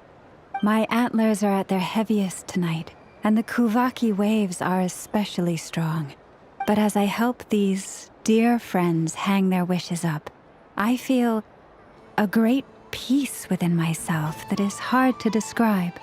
You see, they're all such beautiful wishes, and they are ones that we can fulfill by our own strength. Do you blame me, Llama? I want to hear your honest answer. It is by the help of so many people that I can return to the moon. But I feel as though I've hardly done anything in return. You've done plenty, Columbina. I say this in earnest, both as someone who knows your history, and also as a friend who has seen what you've been through. What about as a moon chanter? I feel proud to honor our moon goddess's wish. And I'm sure any moon chanter in history would have felt the same way. Thank you for your kind words, Llama. But... since you asked for my honesty, I won't lie to you. My feelings are mixed right now. Besides pride, I also feel, I suppose it's a reluctance to let go. Once you return to the moon, we will be far apart and separated by a false sky. I'm sure those of us left behind will gaze up at that sky, yearning for the moon once in a while, just as you used to do. I will miss you, Lauma. I will miss you all. I hope to stay in touch. I will try and find some way to send messages down from the moon. Perhaps you could use Kuvaki. I've heard Yehoda say that signals can be sent using long and short waves, or strong and weak lights. That sounds a little complicated. What if we forget what the signals mean? We could prepare a codebook beforehand, but... You're right. It wouldn't really suit you. Still, whatever happens, I believe that you will find your own unique way of communicating with us. And now that I think about that, my heart feels lighter. Because you trust in me? Yes. I have faith in you, and in the power of truth. In my experience, the truth tends to be difficult. But that's what makes it stand out from what is false. So I'm confident that your thoughts and your love will shine through the curtain of lies. We will know it when we see it. Thank you. Now, could you help me hang up my wish? Is this? I wish that all who dwell in this moonlit world can find a place to belong. And I wish that I shall one day see my friends again. It's 2 wishes. I hope that's not too greedy of me. Not at all. And I think you speak for us all with the second one.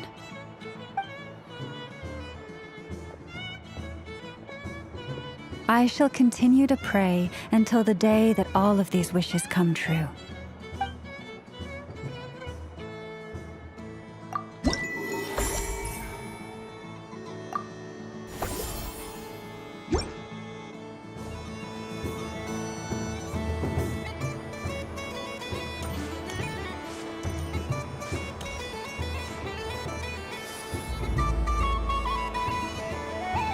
Wow, the Frost Moon Scion stall looks kinda plain, but it's pretty cool once you get into it.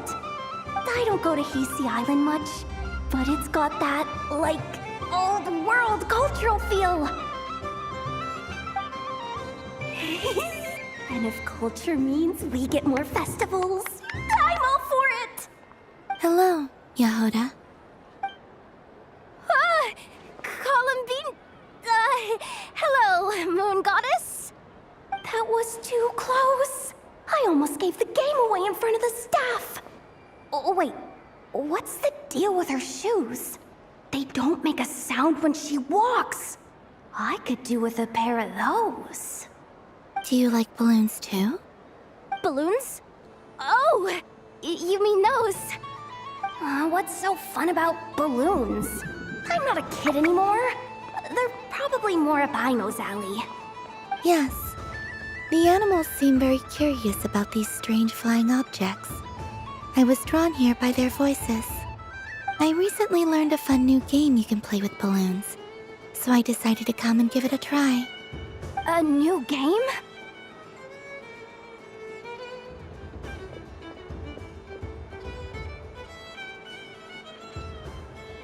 Hello. Welcome home, Moon Goddess. Here to buy some balloons? Yes. Could you give me a few that haven't been inflated yet? Are you sure? I guess it's not a problem, but... Yes, please. Thank you. Uninflated balloons? But those are just little rubber pouches. What does she want with those? Would you like to play the balloon game, Yehoda? Huh? Sure. I guess. How do you play it? Wait here a moment.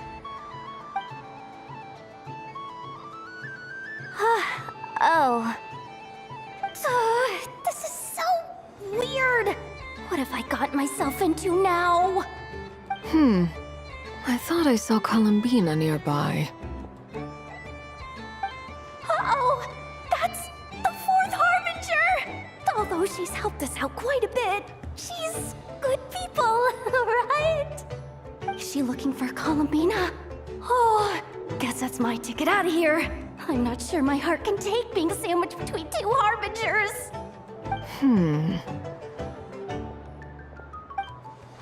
Which stall is she checking out? Oh, it's that other Frost Moon Scion's one. Try on the headgear, see what it's like having antlers or animal ears for a day. Oh, I wouldn't be caught dead wearing that stuff. So embarrassing. I have enough gear to carry as it is. Wait, what? She put it on? How peculiar. This would take some getting used to. I wonder if this is what it's like for Lynette. It really suits you, ma'am. What is this? She was so intimidating a moment ago, but now, dang, she's really rocking those ears. How does she make them look so cool? I suppose I may as well keep them on for now. All part of the festive experience. She's coming this way. How do you do, Miss Yehoda? Oh, jeez. Don't talk to me while wearing that thing. Where am I supposed to look? Oh, hey there. I'm looking for Columbina. Have you seen her? She just... Huh? Wait, is that what she meant by balloon game?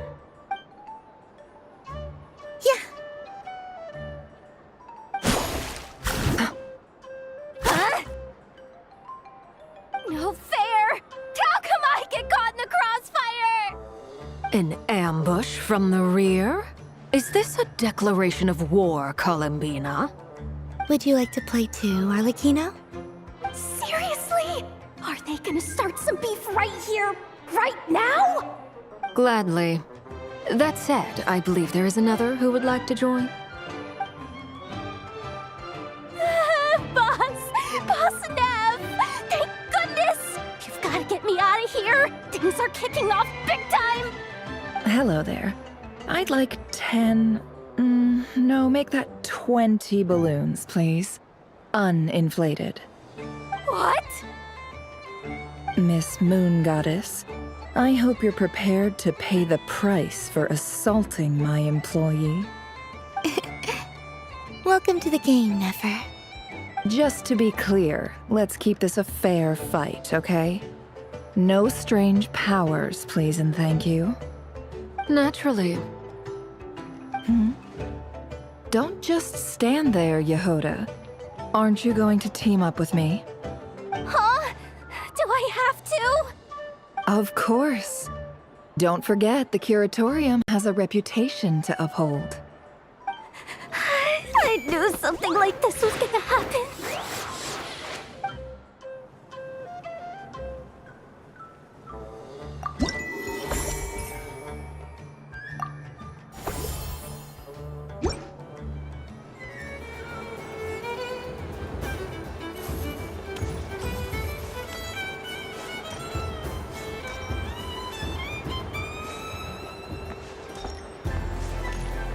What's this? Should I give it a try?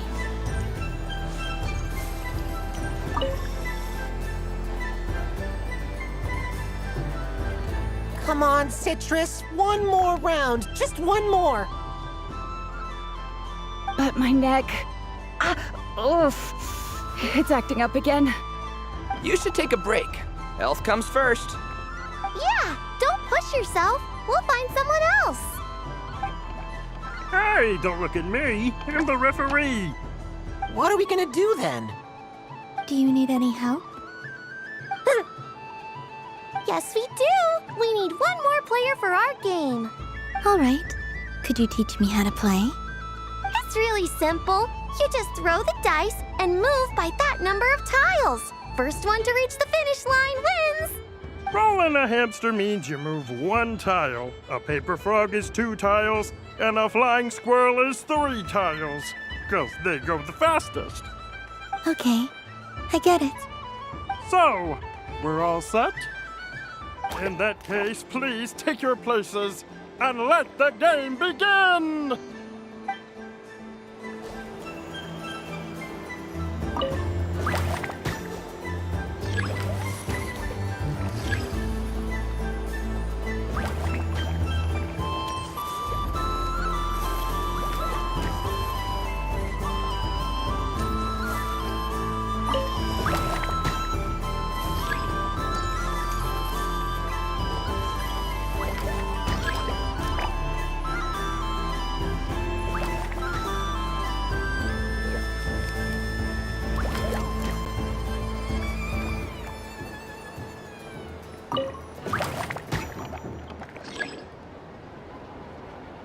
And the winner is the Moon Goddess! Congratulations!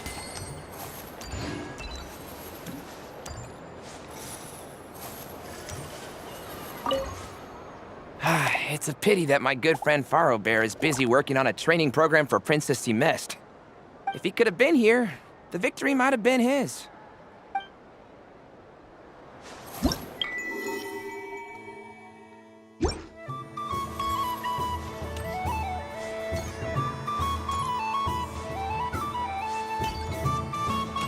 There are so many attractions here. Since I rarely get out, I might as well make the most of it.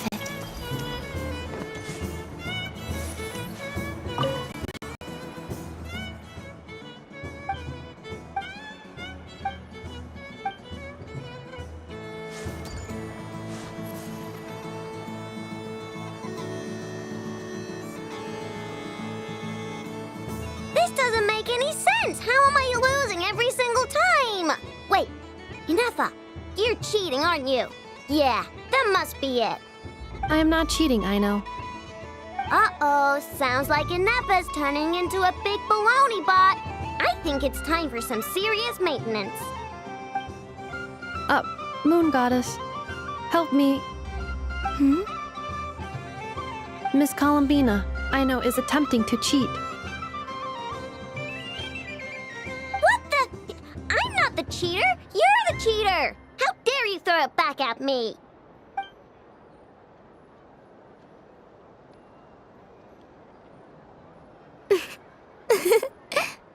Alright, fine. Let's all laugh at Aino.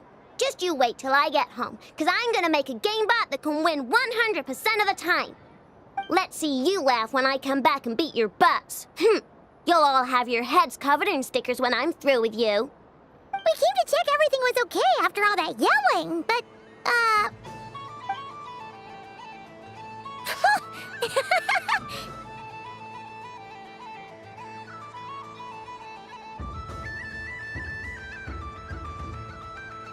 Whatever it is, it sounds like cheating is allowed.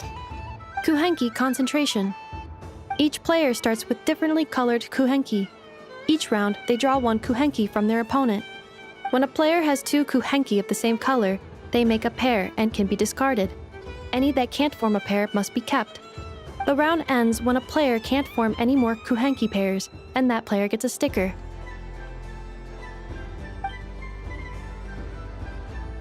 ooh! Can 4 people play as well? That is fine, so long as the turn order is fixed beforehand.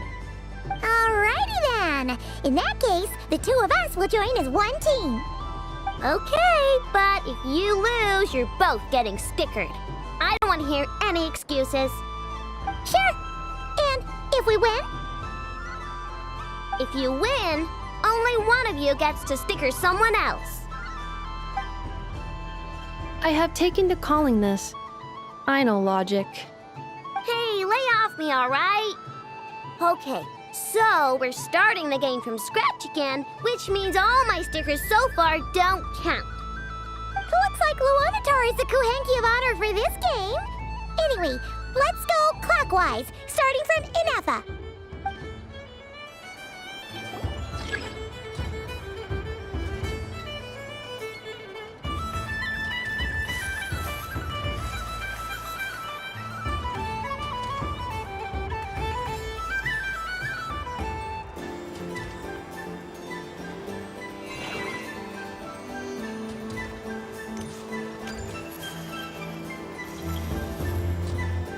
Nice! That's a pair!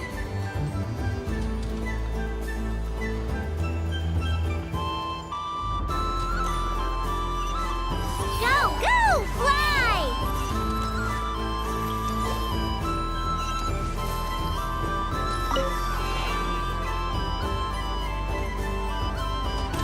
Go on.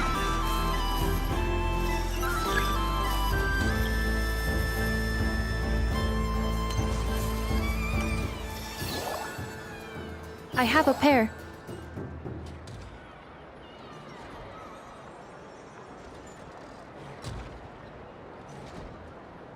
Uh-oh! We gotta pick up the pace!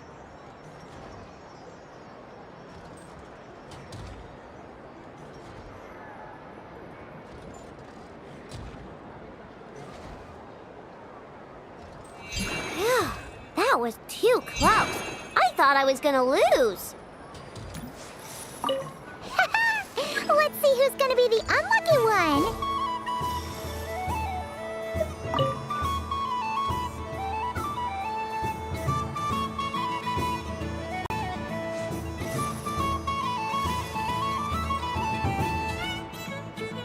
Good luck, everyone.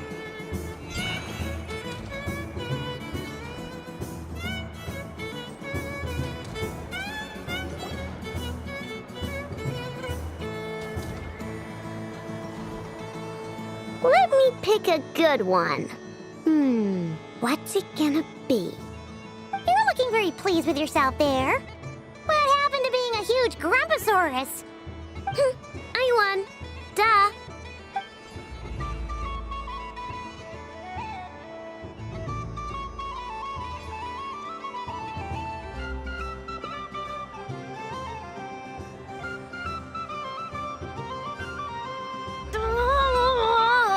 Me again? Don't fidget too much, Ino, or the sticker's going to fall off. I don't care. If it falls off, it falls off. If a pair of Kuhenki get discarded, why not a pair of stickers? Huh? Huh?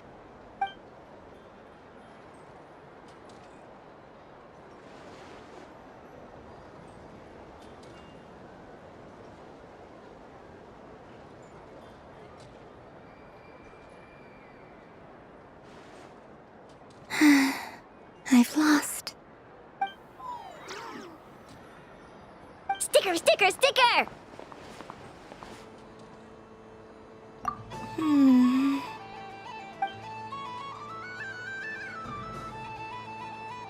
Cute! You think so? Shame. I can't see it for myself.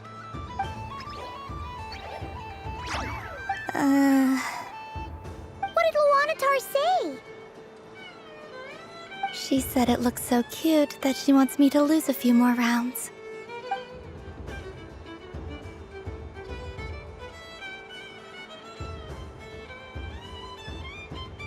Who put these stickers on Paimon's eyebrows? Ugh, she can barely see! Alright, now, I think we got enough evidence to prove that there's a serious problem here. Yes, I agree as well.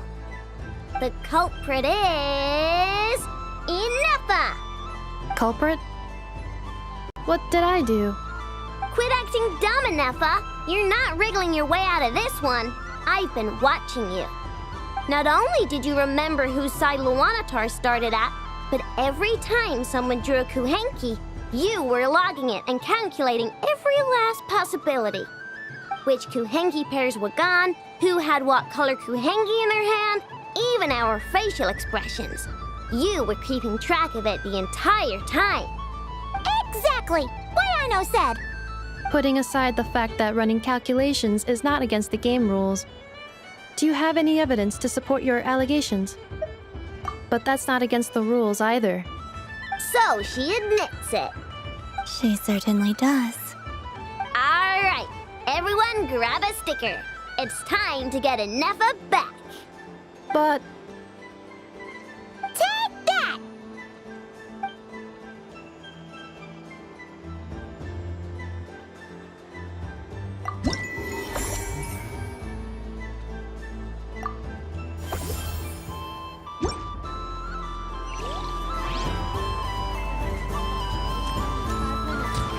we thank you for your patience.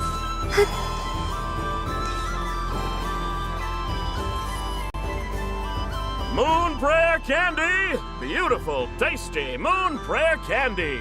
Buy a whole box, share it with your friends and family! Candy? To share?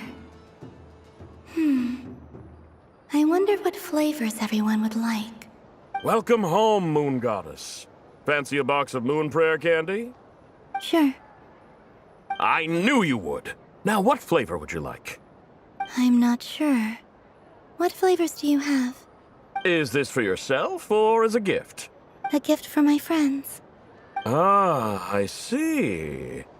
In that case, I'd recommend apple, lockaberry, or midsummerberry. Those are the most popular. Do you have nocturnal blossom flavor? Huh. I've seen couples give those as gifts before, but I did not know they were edible. No? Okay then. Moonfall silver? You did say this was for friends, right? Maybe smetana then. Hey, now that's a creative idea! I've never tried it before, but if you're happy to wait, I can see about whipping up a batch on the spot. While we're at it, you got any other ideas?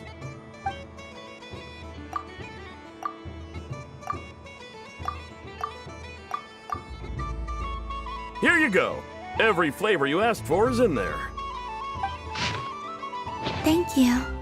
I should be the one thanking you! You brought me a whole bunch of new business. It's like a genuine blessing from the Moon Goddess. I hope you and your friends have a lovely night.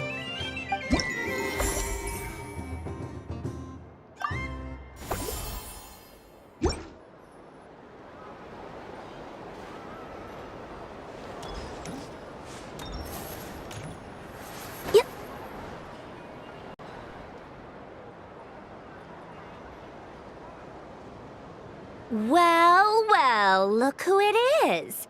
I heard someone went and disappeared on us the moment we let her out of our sight. They looked all over for you. Frankly, I didn't think you'd be back for Moon Prayer Night. Were you worried about me, Sandrone? You would like that, wouldn't you? Do you even hear what you're saying? It seems to me like you disguised yourself with festive headgear, just so that you could come see me on Moon Prayer Night and make sure I'm okay. You didn't even bring Polonia with you. You? I thought you couldn't see. I cannot. But I sense the confusion of those around us rippling through the Kuvaki currents. Based on what I know about you, let me guess what you're wearing. Is it cat ears? Shut up! I'm only here to protect the Fatui's interest in this territory. Running into you was pure bad luck. Really? But you were the one who asked Arlecchino to help everyone find my name. Columbina! Ugh! Just one more word, and I'll unscrew your vocal cords. It's Columbina hyposelenia now. Tell someone who cares. I've missed you, Sandrone. The whole time I was gone, I was thinking. I hope I get a chance to say some ugly words to you. Is that supposed to be a joke? Anyway, let's go play that game. What? You mean that frostfin whale? Yes. It's some kind of game where you get bitten if you step on the wrong tooth. Seems like fun. Who in their right mind would wanna... Because you're not a scaredy cat. Gah! Fine! You wanna play? Let's play. Don't complain when I kick your sorry butt. Lovely. You old geezer! I'm gonna beat the pants off you! Just you watch! I almost forgot. Sandrone? What is it now?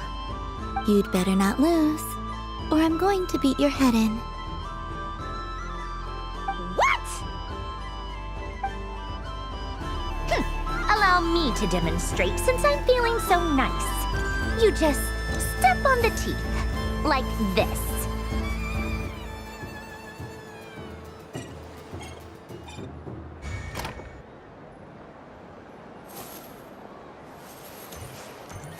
Which should I pick? Your turn, Sandrone.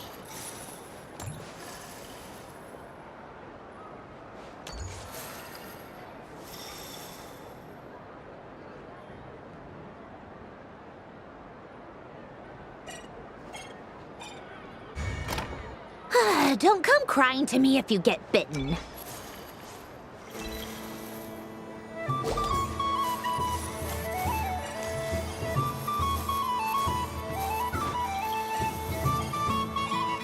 There are less and less teeth remaining.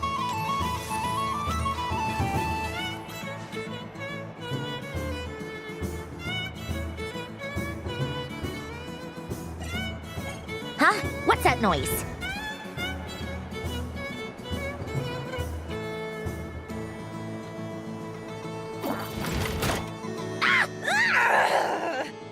I think you might have picked a bad tooth, Sandrone.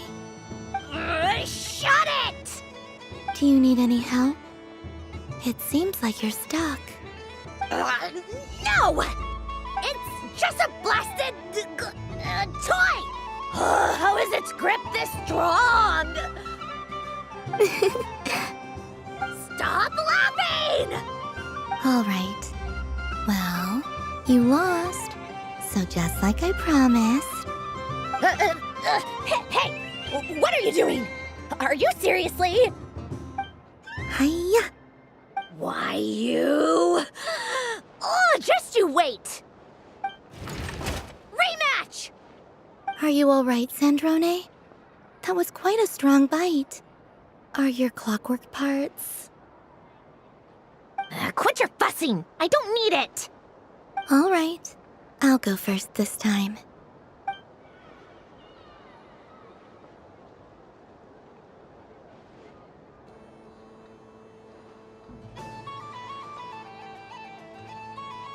I see it now.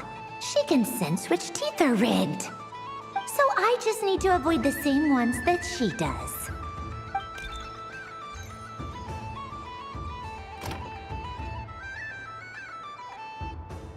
This one... Seems fine. She avoided that one then? Now I've got you. All right, my turn.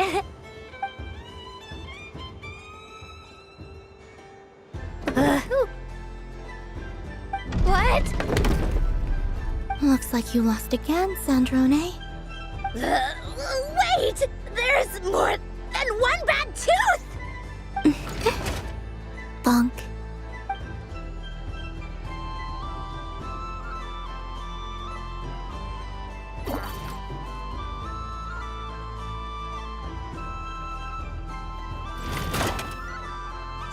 Stupid game! What idiot came up with this? Are you all right, Sandrone? You said some nasty things just now. Oh, I'm peachy. Should I let you bonk me on the head as well? Ah, forget it. Come on, bonk away. It can be your consolation prize for losing so badly. I told you, forget it! Gah, you've always been so annoying. Singing right outside my door, inviting yourself to my tea parties, going AWOL. And now you're off to the moon or something. Of all my days with the Fatui, the times I spent with you, Arlecchino, and Rosaline. They were my favorite. I will not forget them. Just as I shall not forget this moment.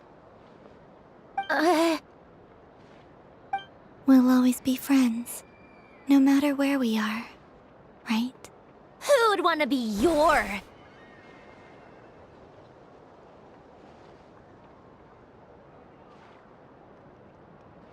I'll miss you, Sandrone.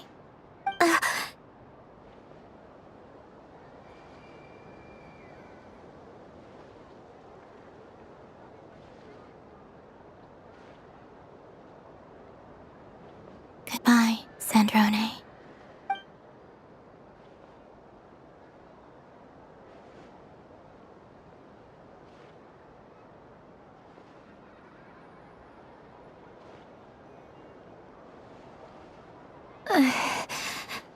I'll miss you too, Columbina. Sorry, what was that? Ah!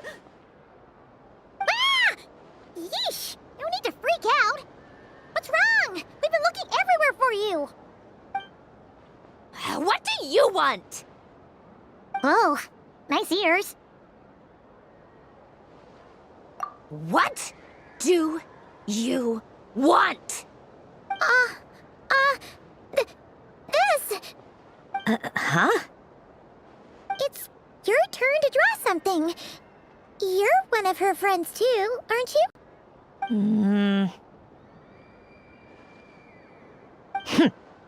Doesn't know how lucky she is. Sorry? Nothing. I'm done. Take it. Oh, that was fast. Oh, and one more thing. Last time we spoke, you mentioned you were interested in the Narcissan Kreuz Ordo's research, remember? There were too many people when we last met, so we didn't get the chance to do this. What are you talking about?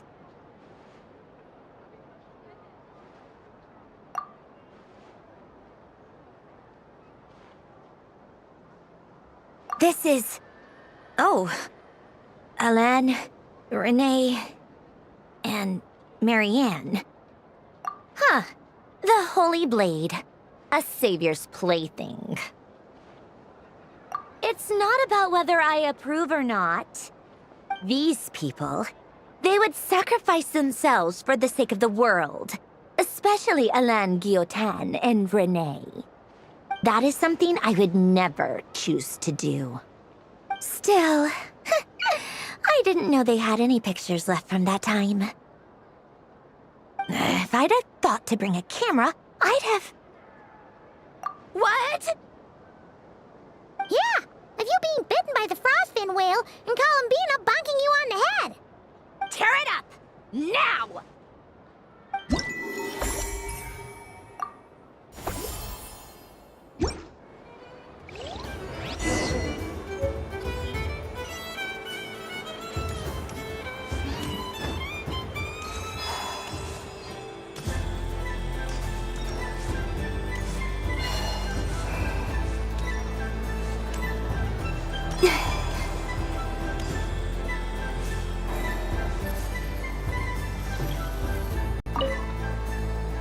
I've seen Linny and the other children play this game before. It would seem that it's not a bad way to relax, once in a while.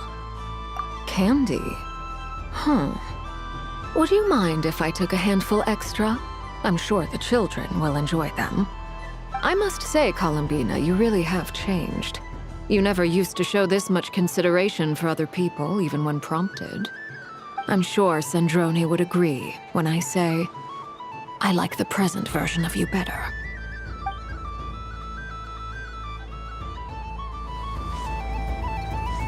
What's this?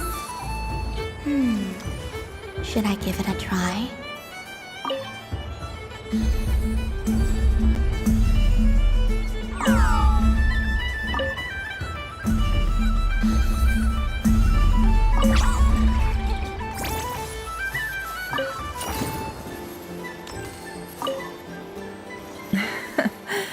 That was fun. It's a shame Ashru doesn't like playing with water. Alright, I've roped him in as well. Oh. A gift? You shouldn't have, Miss Columbina. Very nice indeed. Candy is one of many luxuries that the desert folk could never afford. How I yearned for candy when I could not have it. Yet, now that it is readily available to me, I never seem to crave it. May your moon prayer night be one free from regrets.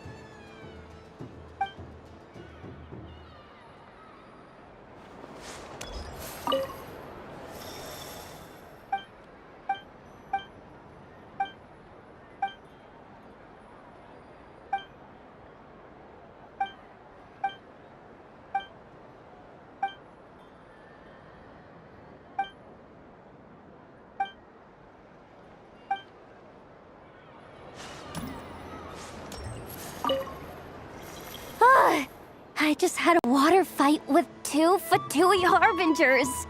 Pretty scary, but also surprisingly fun. Aw, man, this feels kinda wrong. Like, shouldn't we be the ones giving you candy rather than the other way around? I guess I'll just take one. What flavor is that? It tastes like getting a mouthful of muddy grass. After being rear-ended by a blunt-horn rhino, then face-planting the ground. I'll never get this taste out of my mouth. It's delicious. Mm-mm.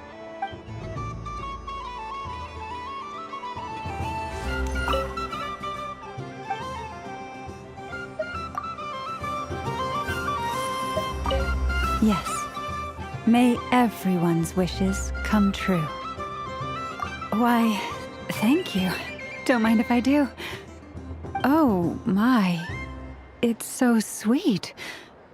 I'm so accustomed to plain, simple meals that this sweet treat is quite a shock to the senses. But I savor this moment in its entirety because it tastes like true friendship.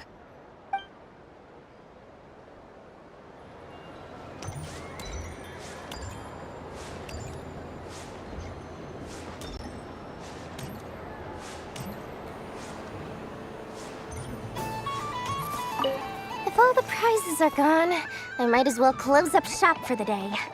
But you haven't had your fill of fun yet, right?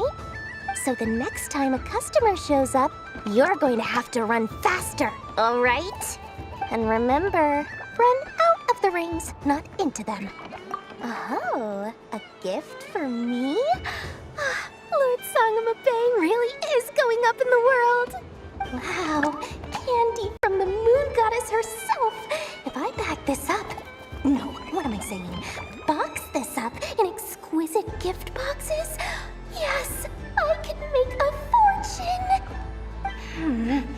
Maybe I don't even need to go to all that trouble. Any old boxes will do. I just need to tell my customers that this candy is blessed by the moon goddess. Yeah, that ought to do it. Sounds like a plan. Time to have Irwa earn his keep when I get back.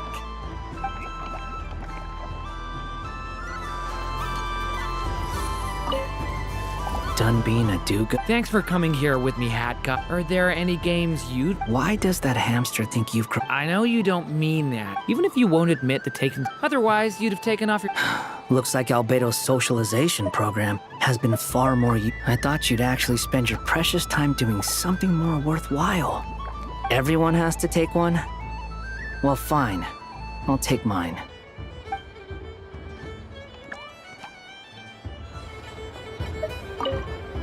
Done being a dude. Thanks for coming here with... Are there any games... Why does that I know you don't... Even if you won't admit... Otherwise, you'd have taken...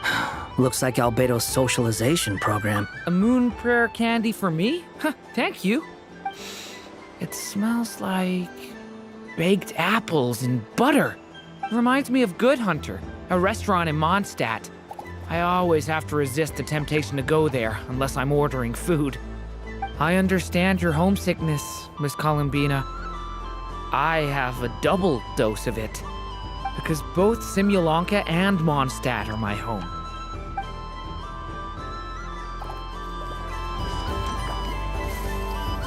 Happy Moon Prayer Night, adventurers. May you have a lovely evening.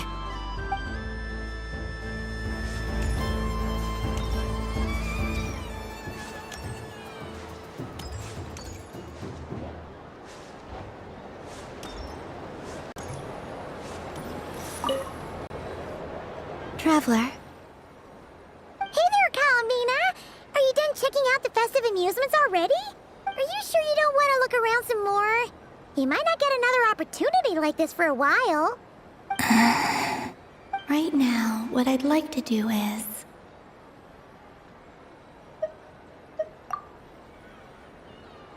Oh! Candy for us? Thanks a bunch, Colomina. Don't mind if we do. Whoa! This one's intense. But it's so tasty. What about you, Traveler? How does yours taste? Oh, sounds good. I'm on drooling now.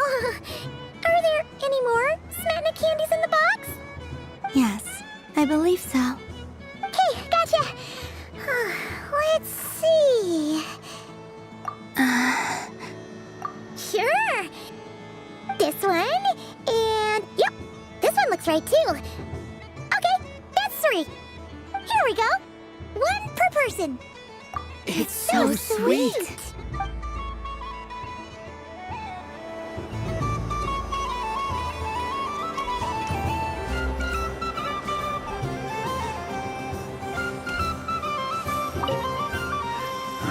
To be rude, huh? Albedo? This sketch is for you. Oh, a gift? The North Wind left in the lurch. Thank you. It seems I've picked lemon.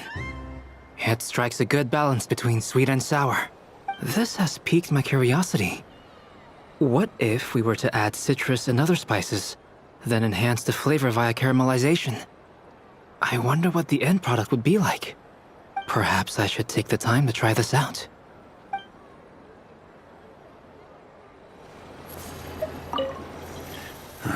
To be rude, huh? Albedo? This sketch is for you. Oh, a gift? The North Wind left in the... Ooh, I get one too? Nice, thanks. What is that? Oh, it's so familiar. Don't tell me. Oh, I got it. It's like the candy jar dropped into a vat of today's boon. Seems I'm a proud recipient of today's Feast of the Moon, huh?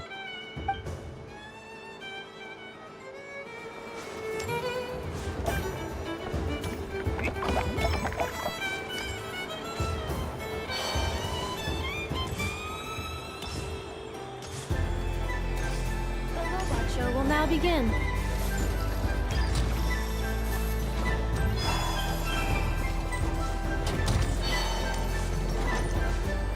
Please welcome to the stage.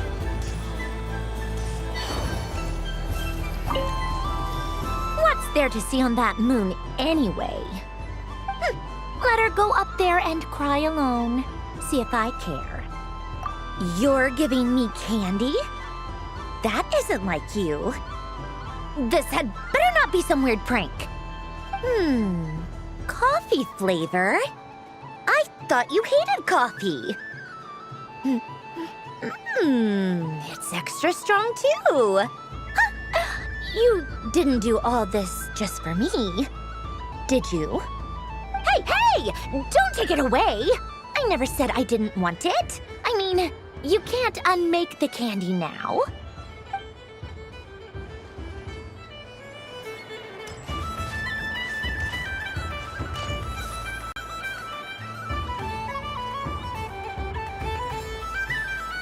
What is going on over here? It looks like fun. Hold it right there! You can't run away from me, Moon Goddess. Are you talking to me? Of course. Do you see anyone else here dressed up as the Moon Goddess besides me and you? Hey, come on. Call me by my title. Happy Moon Prayer Night, Moon Goddess. And the same to you. Anyway, there's no time to waste. Get ready. for the duel of a lifetime. Duel? Meet my partner, Stacko. Come on out, Stacko!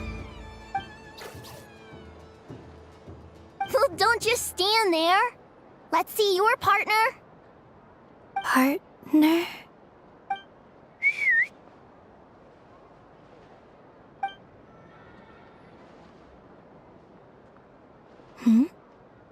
So I need to select a partner and command them in battle. Partner. I need a partner.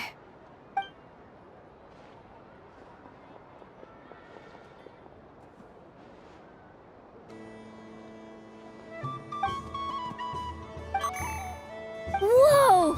Am I seeing things? Where'd you get a Kuhenki? They're super rare. That's great. But you can only bring one partner to battle against me and Stacko. No ganging up allowed. They all look so eager to be picked. Which one should I choose? This deer came to celebrate the festival with the Frostmoon Scions. It wants to help me with its antlers. They are its pride and joy. They all look so eager to be picked. This one usually lives in Nasha Town. She likes falling asleep to the sound of striking hammers. And I bet she's quite familiar with robots' weak spots. They all look so eager to be picked. I'm not sure what this bot is trying to say, but it seems very happy. That bow. Does it want to dress up as the moon goddess too? They all look so eager to be picked. This deer came to celebrate the festival with the... Testing! Testing! Oh, this is an emergency broadcast! An exciting battle is about to take place right here at the Nasha Town Special Arena! In this corner, we have the Moon Goddess and her robot partner. And in the other, we have the Moon Goddess and her Rhyme-Horn Deer partner. Only one Moon Goddess can be victorious in this ultimate battle of destiny. But who will it be? There's only one way to find out. Now, without further ado, let the Battle of the Moons begin! I don't care who we're up against. Stacko and I ain't gonna lose. Let's strike first. Stacko, formation shift. Ho ho ho! The robot has kicked things off with a change of formation. But how will this affect the battle? Nobody knows! Cautious play from the opposing team! This Moon Goddess has come prepared! Where will it go from here? Okay then. Stacko, maintain formation and enter your empowered state.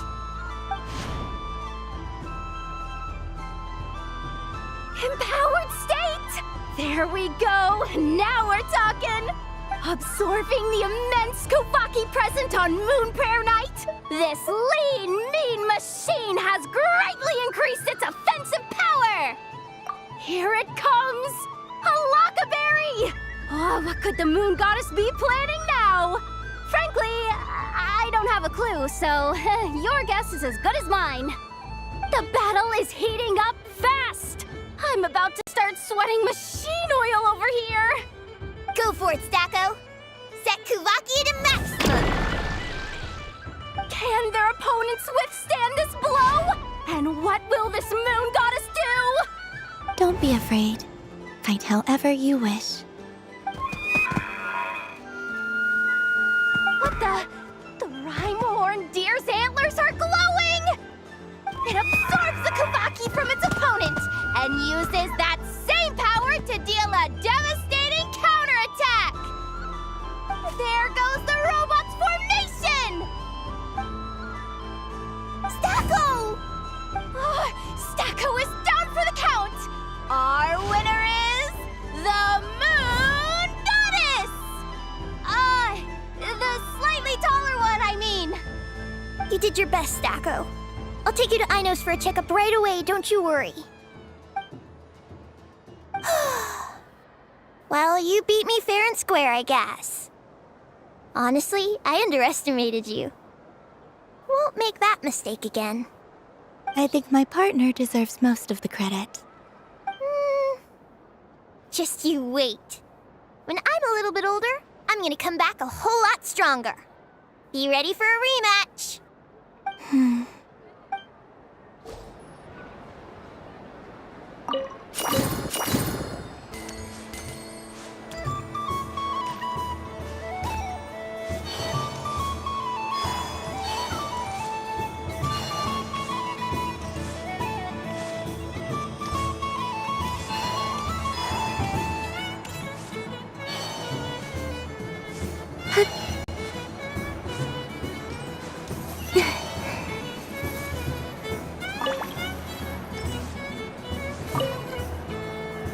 Traveler, Paimon. Columbina! Finished with the festival already? Really? You're sure you don't want to have a little more fun out there? Final answer. Yes, I am sure.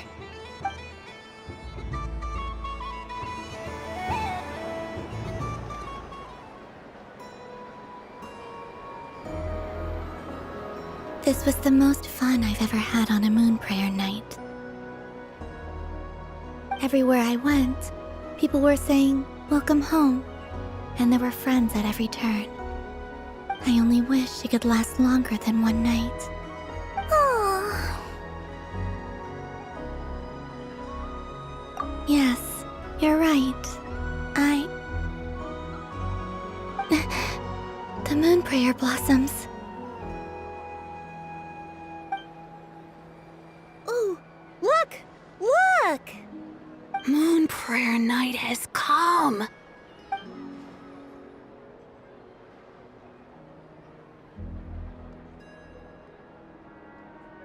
The moon. It's so beautiful. Happy Moon Prayer Night, dear. Happy Moon Prayer Night.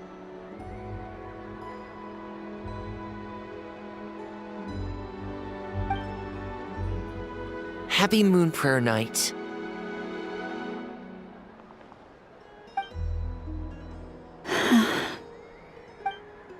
Aww. Huh.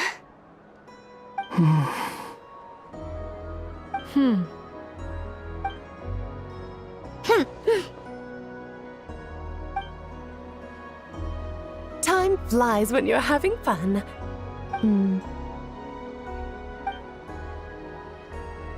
Oh.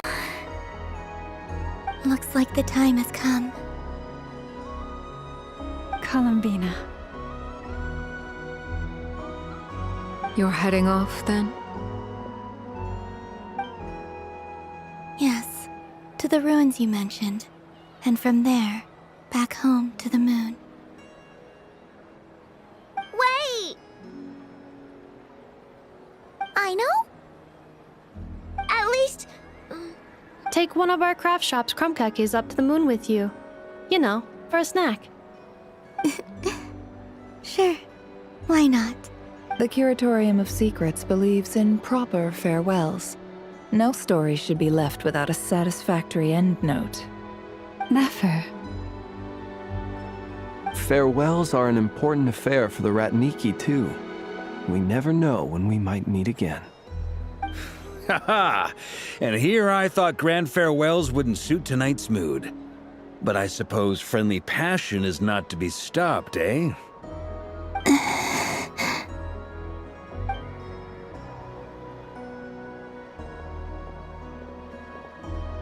We made a little something for you, Columbina. Ta-da! What is it? A Moon Prayer Night greeting card with drawings by all of your friends. You did mention that you'd like a portrait done, so I took the liberty of creating one for you. I, meanwhile, did the portrait of Mr. Albedo, and Mr. Varka did the same for me. I mean, I think my work was pretty true to life, don't you think? The picture of Ashru was my doing. The two of you seem to get along rather well.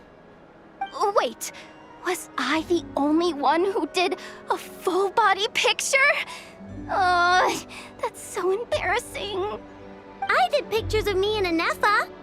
I did my own portrait and one for Hat Guy. Plus, there's the two mages, Arlecchino and Sindrone. So, if you ever miss us, just flip the card open and we'll all be right there with you. I don't know what to say. Thank you so much, everyone. This whole moon prayer night was more than I could have ever asked for. It is the greatest gift I have ever received. Lama, I figured it out. Figured what out? Remember how the Frost Moon Scions used to use milk as invisible ink to write hidden messages? That was a very long time ago. Oh, are you saying? Yes. When I miss you all, I shall use Moonlight in the same way, to write words that only you can see upon the moon itself. Wow, that sounds lovely. Quite. But how will we see them? Simply open your windows on nights when the moon shines bright, and the moonlight will naturally flow towards the words I have written. That sounds most fitting indeed. Very true to form. I'll try to write them in places that won't disturb your sleep.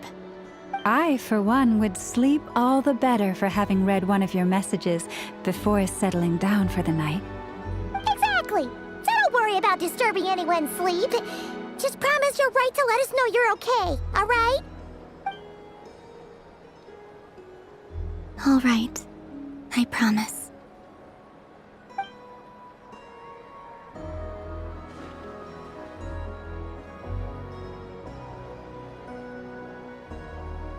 In that case, Columbina.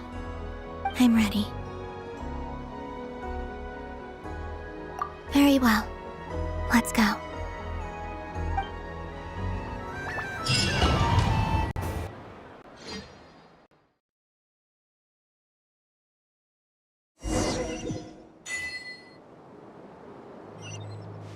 In just a few moments, I will be gone.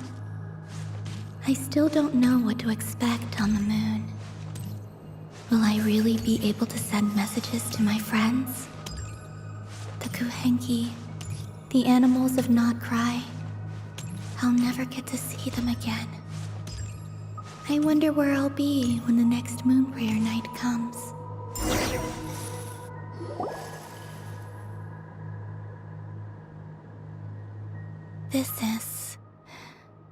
This is where the people of Hyperborea used to communicate with the moons.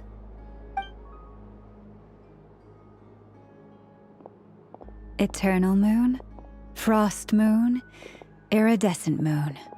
When the power of all three converge, the gate to the moons shall open. Moon marrow preparations are complete. Only the final step remains.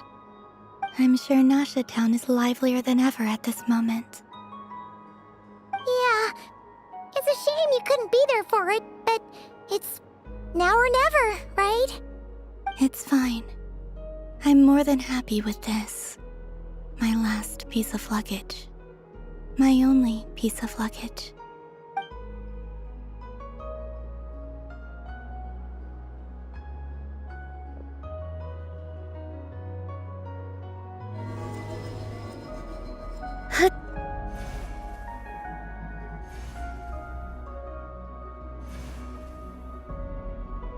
I can already feel the moon calling to me.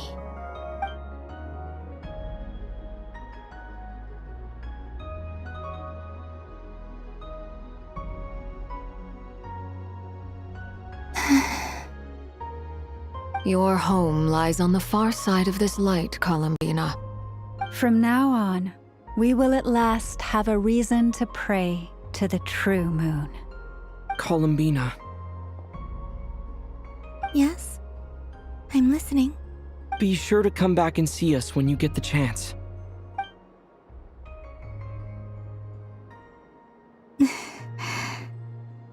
course.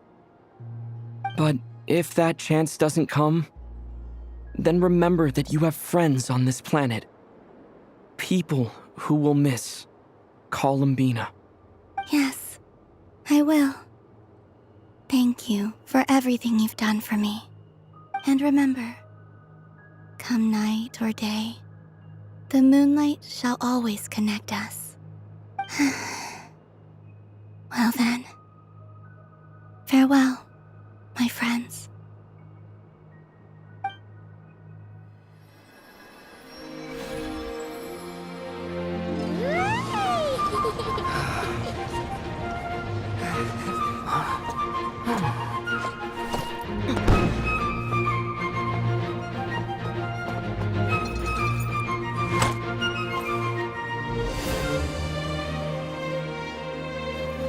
Thank you. This was my happiest night in Tevat.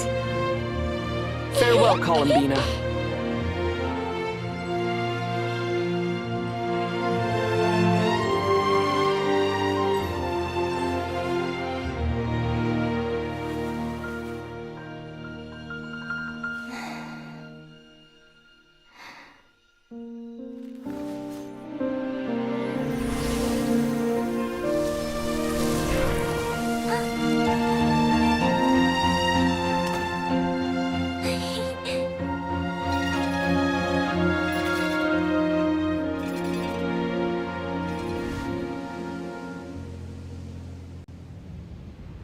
The moon really is closer than ever tonight.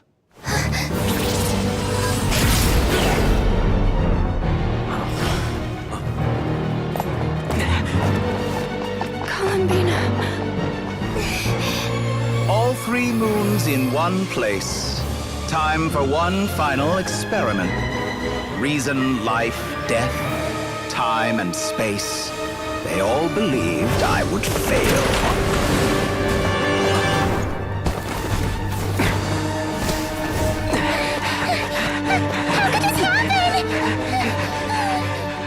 But Tevat's primordial power never did belong to the throne of heaven.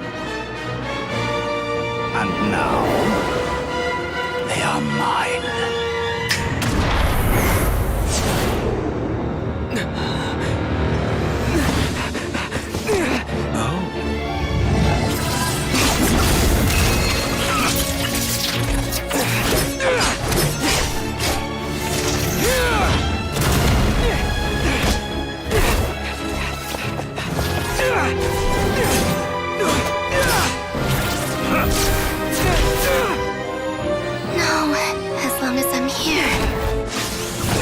Is free to wield the 3 moons' power.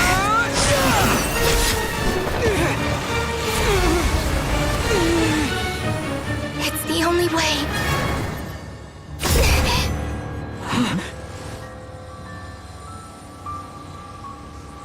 I guess I won't be going home today. Columbina! No!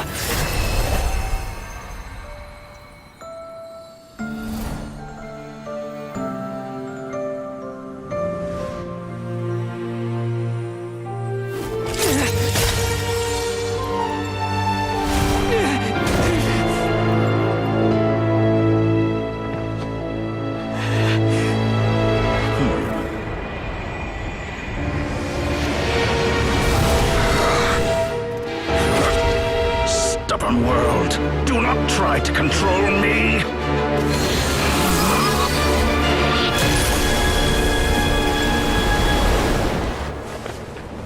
Columbina.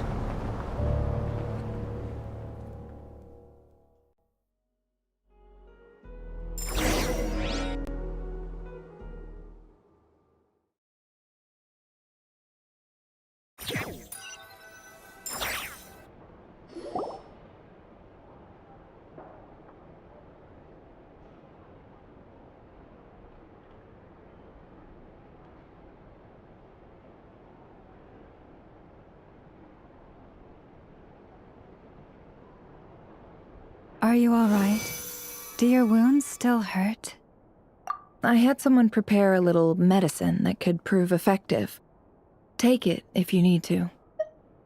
In that case, let me relate the contents of the call we made to Alice after the incident occurred. That Dottore is a crafty one. He distracted the Hexen Circle by creating a huge fuss at Tevat's borders. I'd assumed that the cause was an abyssal intrusion from the outside world, which in fairness is a rather common occurrence. But after learning that you managed to influence the phantoms in Nordcry, I realized that perhaps this interference could have come from within Tevat instead. But we weren't able to change their fates. True, you couldn't change how their stories ended, but you did build some variables around yourself. Variables? Yes, things you heard that you could not otherwise have learned, ideas that would otherwise have never crossed your mind. All these things are variables. Of course, most variables usually pale into insignificance with the myriad of possibilities floating around. But the moment you start treating them as building blocks and intentionally stacking them, that changes things.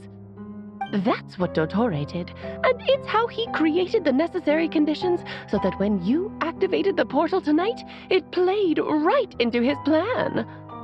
However, we have no way of knowing exactly what he did.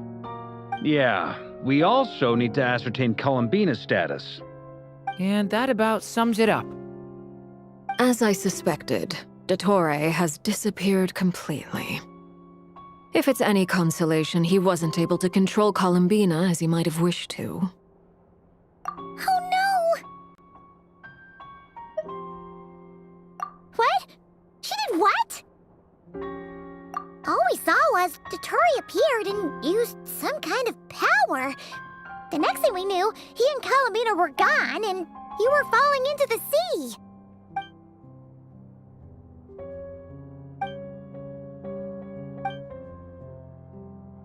So, Columbina intentionally opened the Moon Gate and escaped into the same mysterious world as Rerir and Thalindis. Sounds like bad news.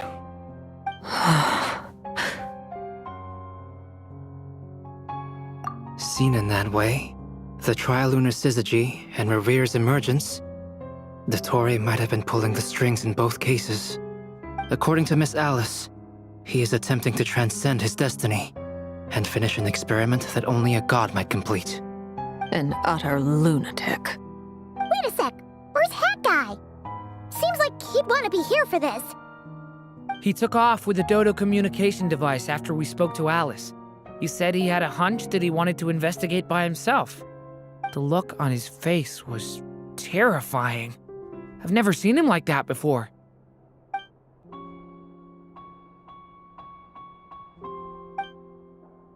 I'm back. Hat Guy! I went to look for the Hyperborean phantoms again. I think I've gotten to the bottom of it. I got them to talk to Nicole on the other end of the communications line. Turns out, the history they describe is different from how Nicole remembers it. Really? But how? Surely Nicole can't have been wrong. Because the phantoms are the ones who are deceived. They speak of a savior who appeared in their history. One who never should have existed. This savior promised to create a new moon within the false sky, and even bring back their moon goddesses. Foolishly, they believed in him, and told him everything he wanted to know about the moons. It's obvious that this was Dottore's doing. Now you mention it, the first time we entered the Hyperborean ruins, we heard the phantoms discussing their history, and I remember Nicole commenting that something sounded a little strange. But Dottore shouldn't have been able to get in there in the first place. He didn't. Nicole said that this was an anomalous state triggered by disruptions in the causal connections between phantoms from the same era. The variables that Dottore put in place were substantial enough that they even affected phantoms that he never met. So it's not that their memories were unclear. They'd been tampered with. That's exactly the possibility Dottore was trying to manufacture. He turned these variables into knowledge and engineered the situation so all that knowledge would fall into his hands. Then, he harnessed that knowledge on Moon Prayer Night to truly create a false moon. How is that even possible? To be precise, he exploited a weakness in the way the spell works. The spell senses Kuvaki to detect the moon's location. So, as long as the false moon more strongly resembled a moon than the frost moon beyond the skies, the gate would teleport Columbina to the false moon's location. In other words, to Dottoro's side. Once he had her under control, the teleportation spell remained active, and he manipulated her power to seize both moon marrows.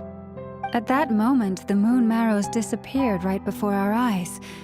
It was already too late, even as we were leaving the ruins. By then, Dottore had already amassed the power of all 3 moons. So, where does that leave us? What do we do now? I'd certainly like to know what Her Majesty thinks, now that the concerns I expressed to her have come to pass. But we cannot simply sit and wait for her to decide the matter. And in any case, it is not the Fatui Harbinger Damselette who sees us as her friends, but rather Columbina Hyposelenia. If, even in such extreme circumstances, Her Majesty will not lift the prohibition on Harbingers drawing steel against one another, then I will do as my heart demands. I will fight as Peruware instead. Oh, Arlecchino! Time is short, so I'll make the first move.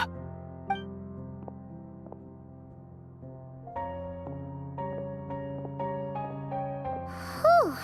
Even Arlecchino seems to be losing her cool now.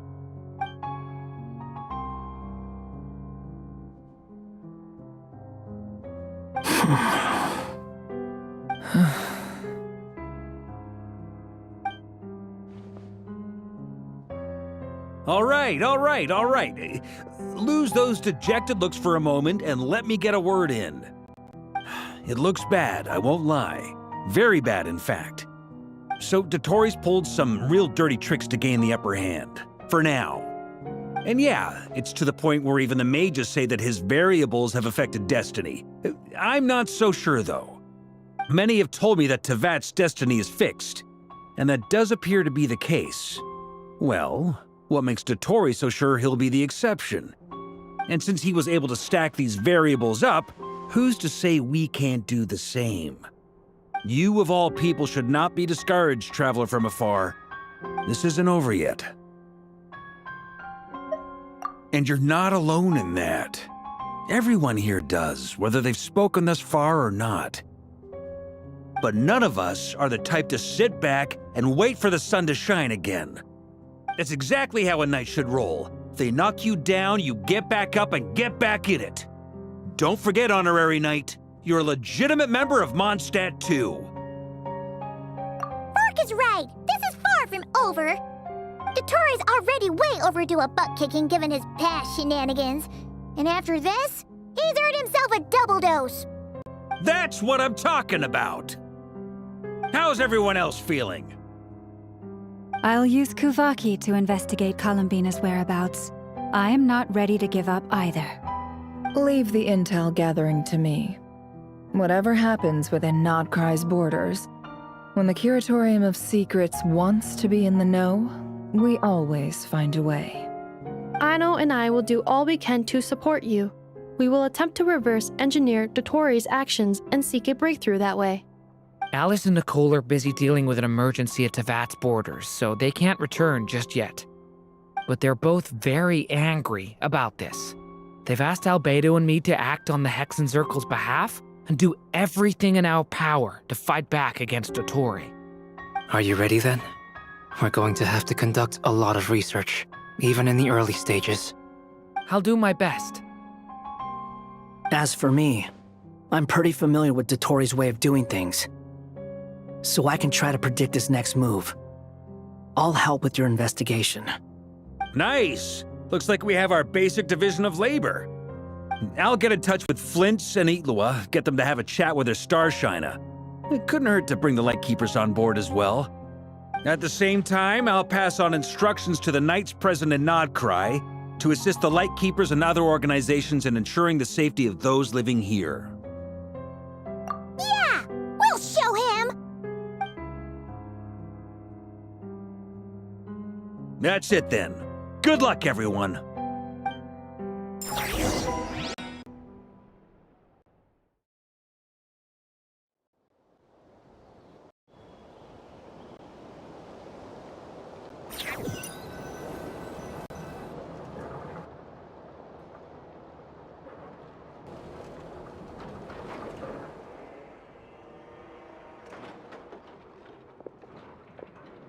I never thought that Columbina would become my real name.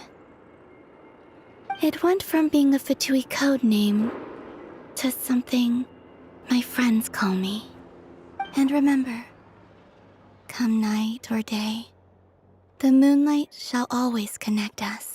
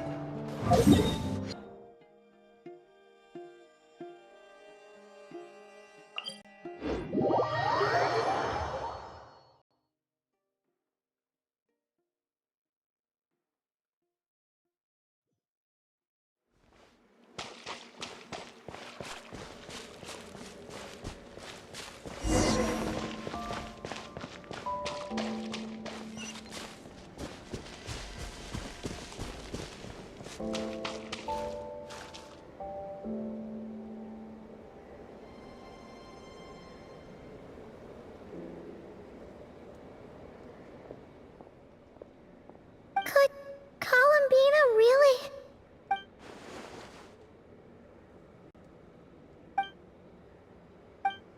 Columbina?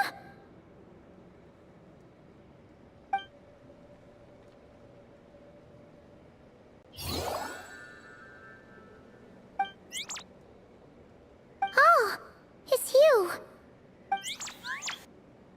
Are you also waiting for Columbina to come back?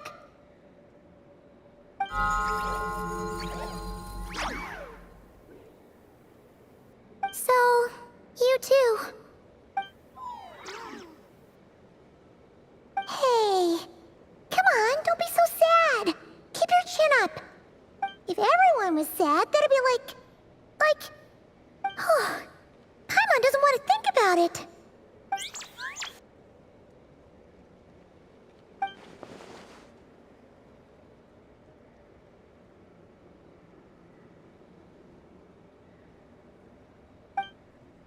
I haven't given up yet.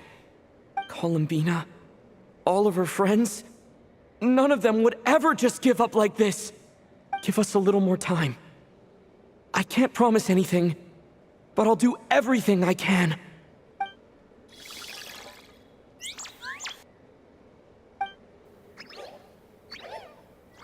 Are they cheering for us? Thank you. Do you need us to help you with something?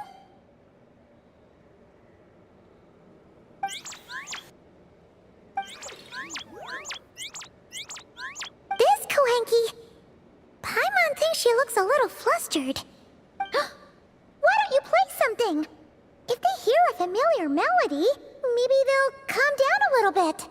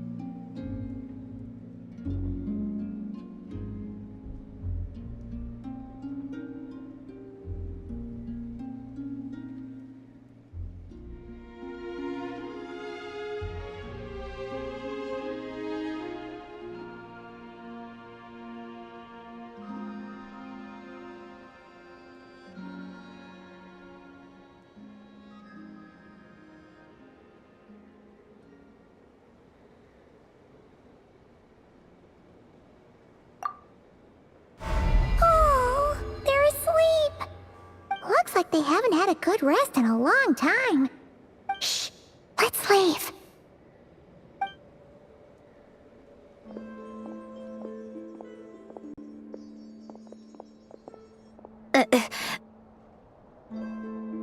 Sandrone! What are you doing here? What? Am I not allowed to take walks now? Thought as much. No such thing as a free miracle, you know. Hey, which way are you headed? Paimon means we don't see much of each other. Maybe we could join you for a bit. Let's not. I'm not in a good mood today and don't have anything nice to say. Besides, comfort is the last thing this place needs.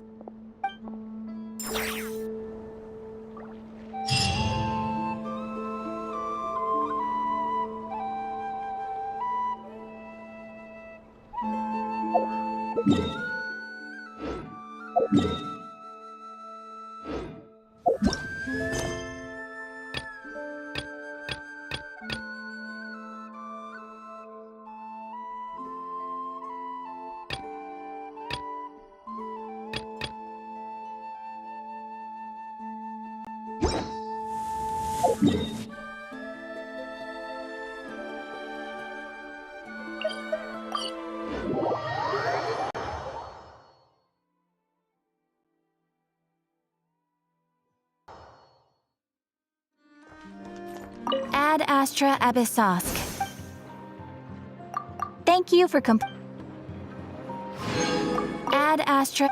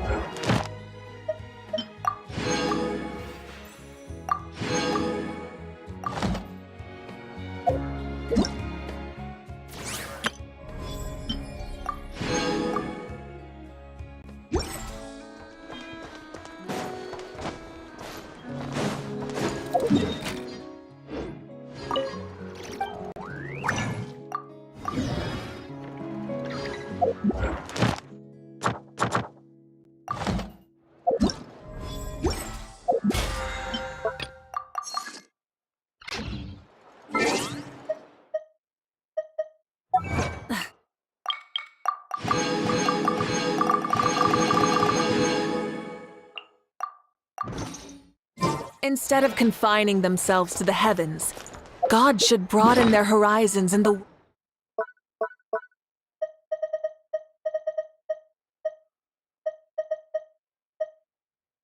world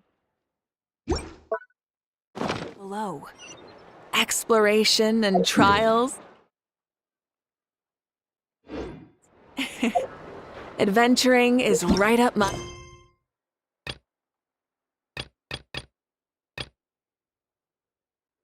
alley.